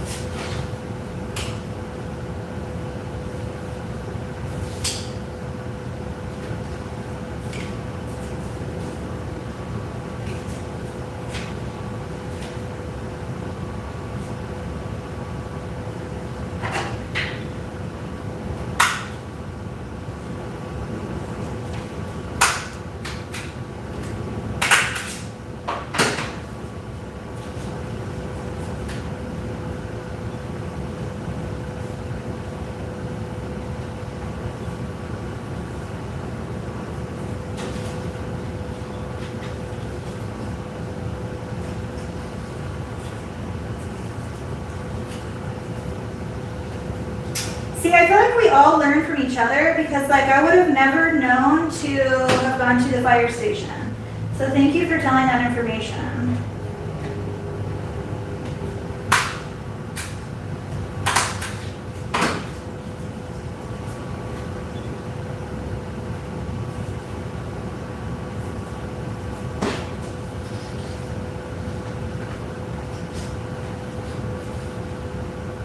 I'm more of like, I always tell my husband, because he's so smart, it like amazes me how he knows so much information. Like I can ask him literally any question and he knows the answer. It just amazes me. But like he would know nothing about, he watches me do the embroidery machines and he's like, I don't even know what you're doing. How do you do that? I'm like, it just takes practice. But I'm good at crafting and stuff like that, but I'm not like a, I guess I wouldn't call myself smart. He always tells me to stop saying that, but I'm not brains like him. I'm hands-on, visual learner.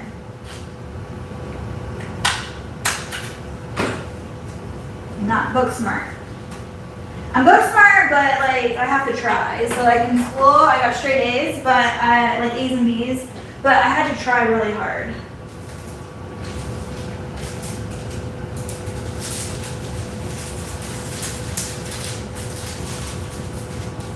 My husband was the kind that like didn't even have to try and got 100%.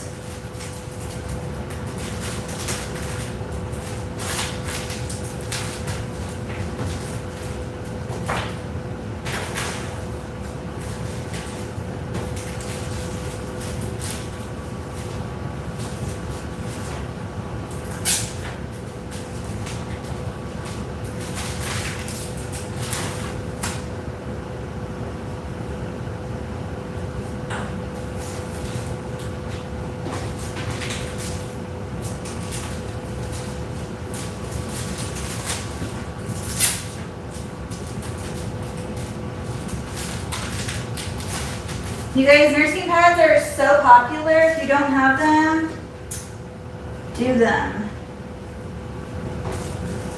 I just do my scraps. It's a good thing to do with your scraps.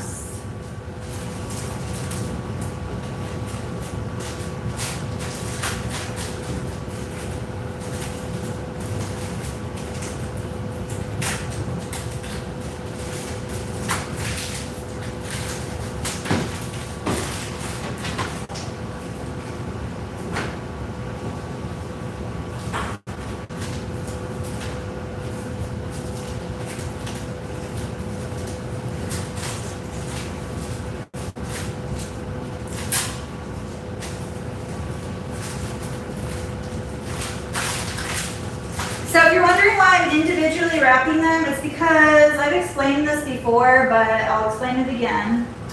In the beginning, I used to have a lot of people wondering or confused on how many pads they were getting, which baffles me because you have 2 boobs, right?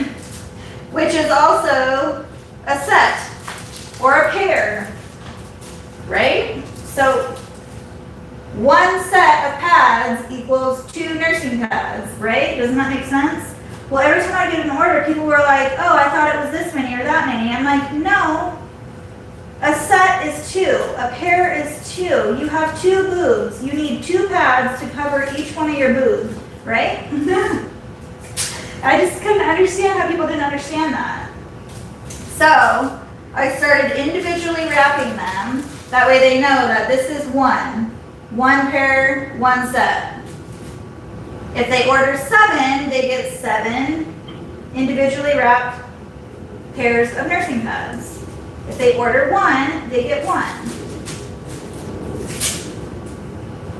So I sell them by quantities of 1, 3, and 7. It was really hard for me to figure that out, but I just went with it and it's been working, so I figured they would buy 1 if they wanted to try them out. 3 pairs is kind of like, it's like in the middle. And then 1 whole week is 7, obviously. And I sell a lot of the 7 packs.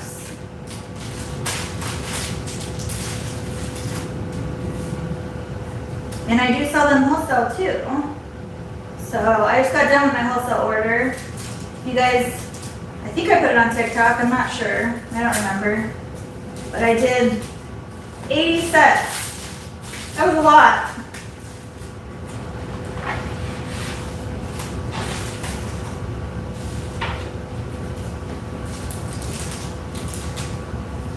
But I did it over time because she ordered them and she gave me like a month notice, which was nice. So every time I would cut out orders of them, I would just cut extra. And then when it came down to crunch time, I really buckled down and did them. But I cut them out one night. It's a lot of prep, especially for that many.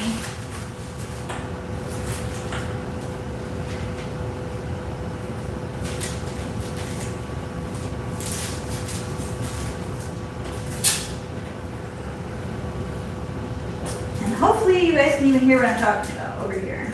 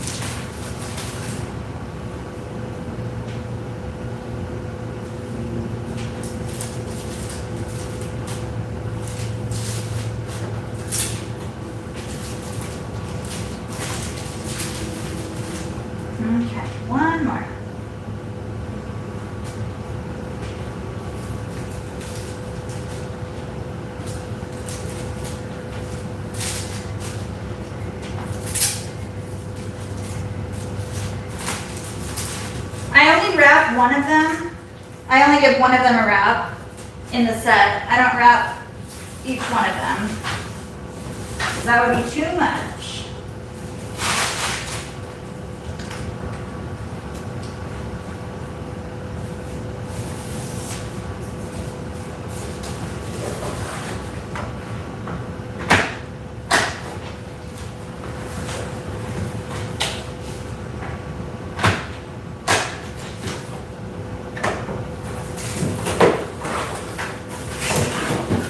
So when they order a set of 7, I put them in this little box.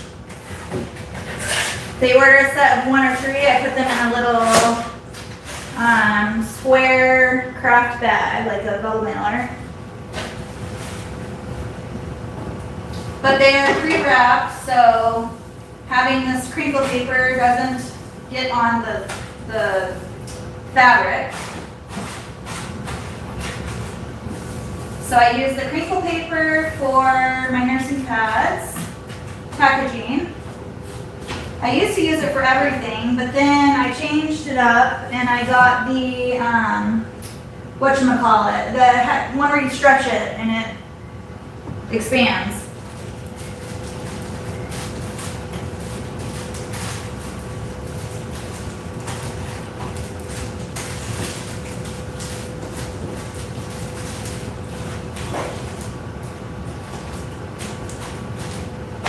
So I don't know if you can see this, so I'll come a little closer, but it's kind of what my packaging looks like for the nursing pads when they get it, just as like that. They're all pre-packaged, pre-wrapped.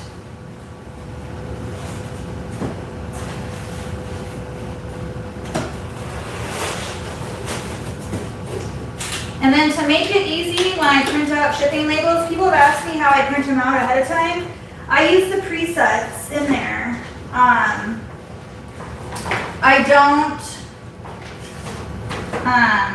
have to weigh them out every time.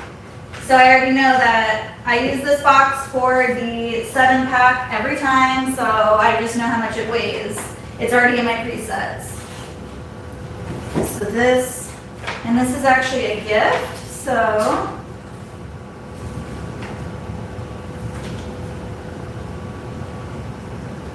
let's see.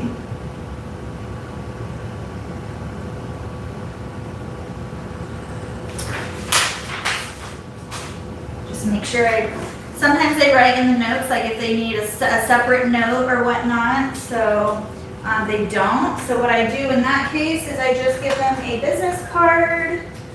And I don't include this card because it has give me a review, but if it's a gift, I don't want to put that in there because it's kind of rude.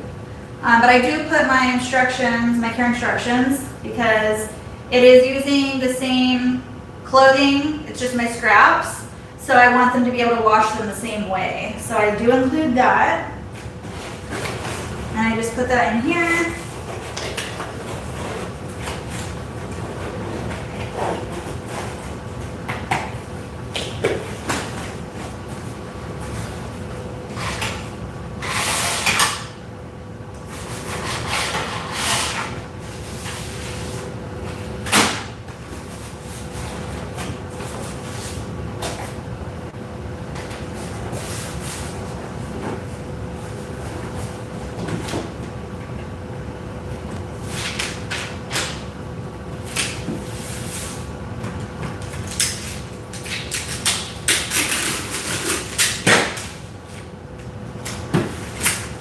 Reinforce it over these boxes because you never know if it comes off or not, but yeah, I just like to be safe.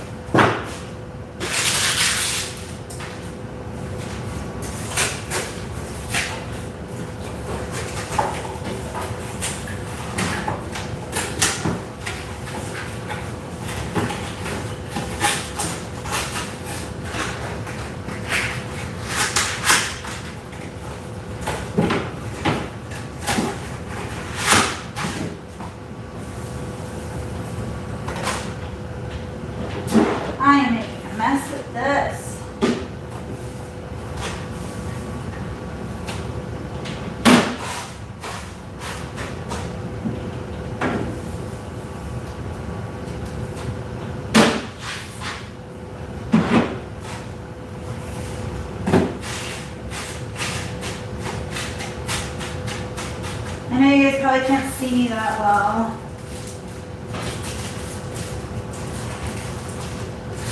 But I'm just organizing these in here.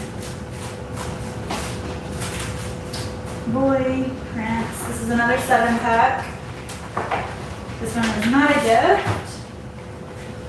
So I'm going to give them one of these cards and a thank you note. And I am weird. Whenever it's a boy, I always use boy colors when I write the thank you note. I don't know why. I just do.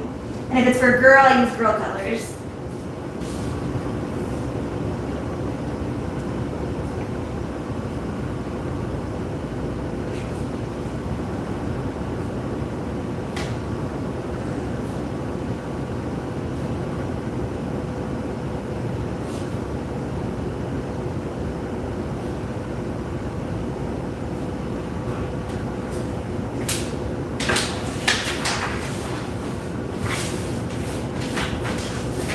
Also, my favorite thing to do is packaging orders. I don't know why.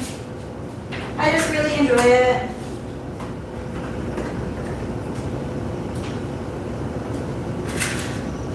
So I take my time. I don't rush. Unless I have to, like I did before.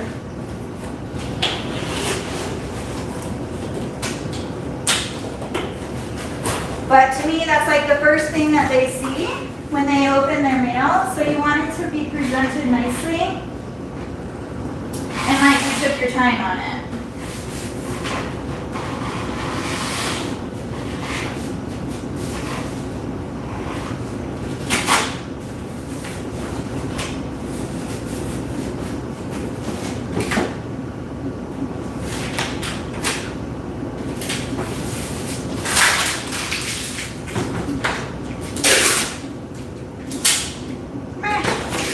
Running out of everything today.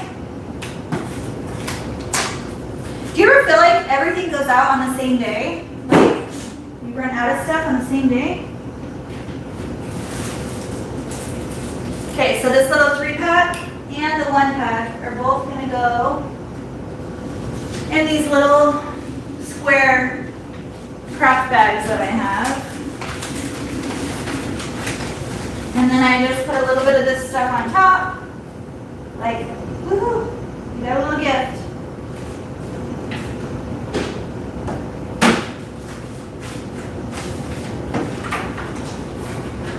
Three-pack of girls.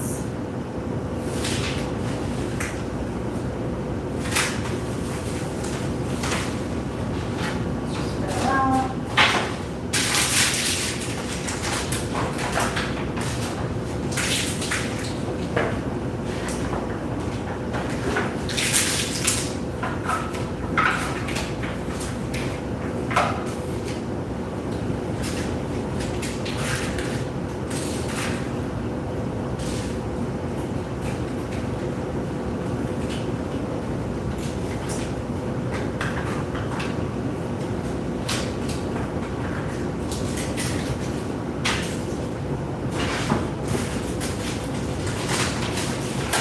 Even though they only ordered one, I still give them the same treatment. I don't do favorites.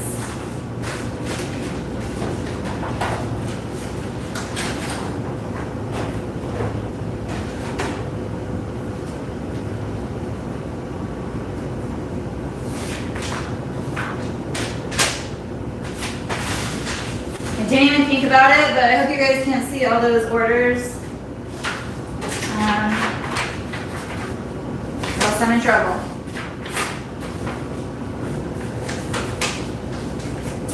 I'm in trouble.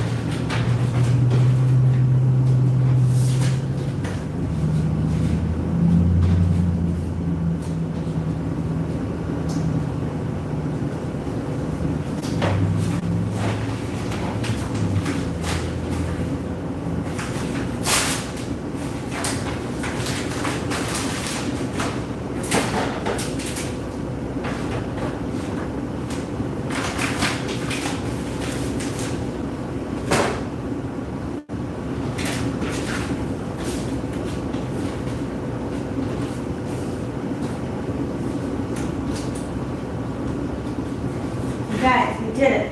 I got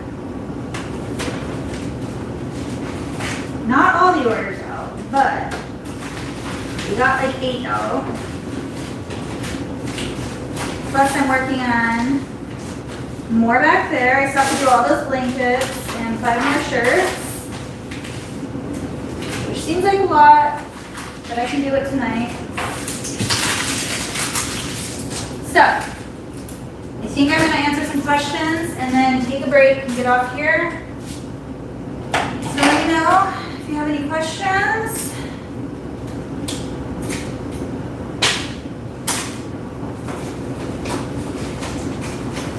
Also, I buy this jumbo pack of Sure Start Scotch packaging tape. It's quiet. I get that on Amazon. So, again, everything's on Amazon.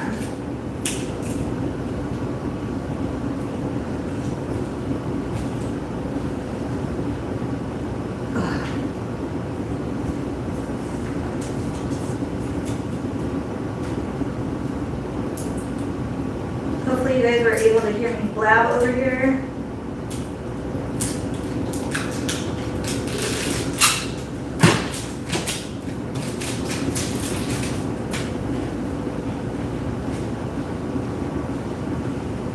Let me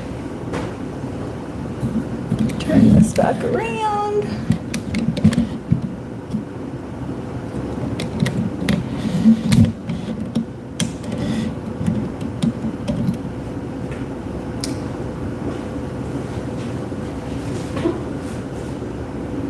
I missed a lot. Let's see here.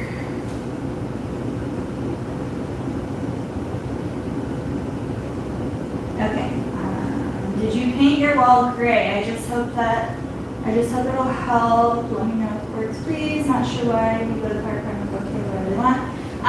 Yes, I had them paint the wall gray, just so it was like, I don't know, very neutral.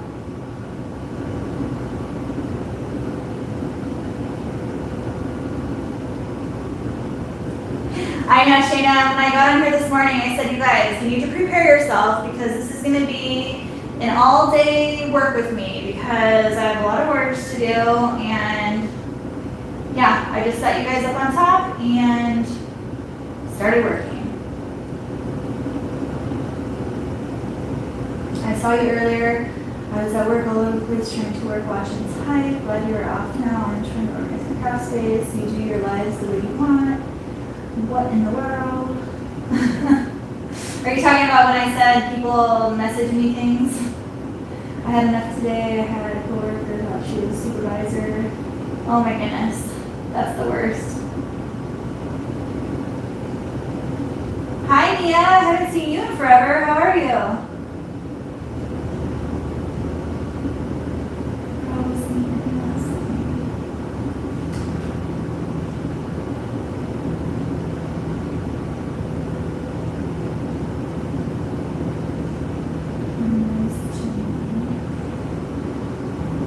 Being able to actually catch you live. Hi Kelly.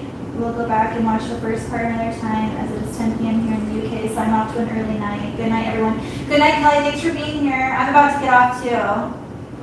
Today I thought they were white unless we drink too much. Alright guys, if you don't have any more questions for me, I think I'm going to call it a day. I've been on since like 9:30 this morning, so it's been a long work day. But I think I got a lot accomplished. We packaged up orders, we worked on orders. I had a few hiccups here and there, but overall I think I did great on getting orders out. I still have all my blankets to sew and a few more, well, 4 more shirts to do now. But I will do that later tonight after I spend some time with the kiddos. But I hope you guys enjoyed today. And always, if you have any questions or anything, reach out to me. Instagram, DM, I'm on TikTok, you can DM me there. I have my email, beingumbliss@yahoo. I'm sure you guys already know all this stuff, but I feel like I have to say it every time. But I love you all so much, and I will see you guys all next time. Bye! If I can reach my phone. Did you end the live?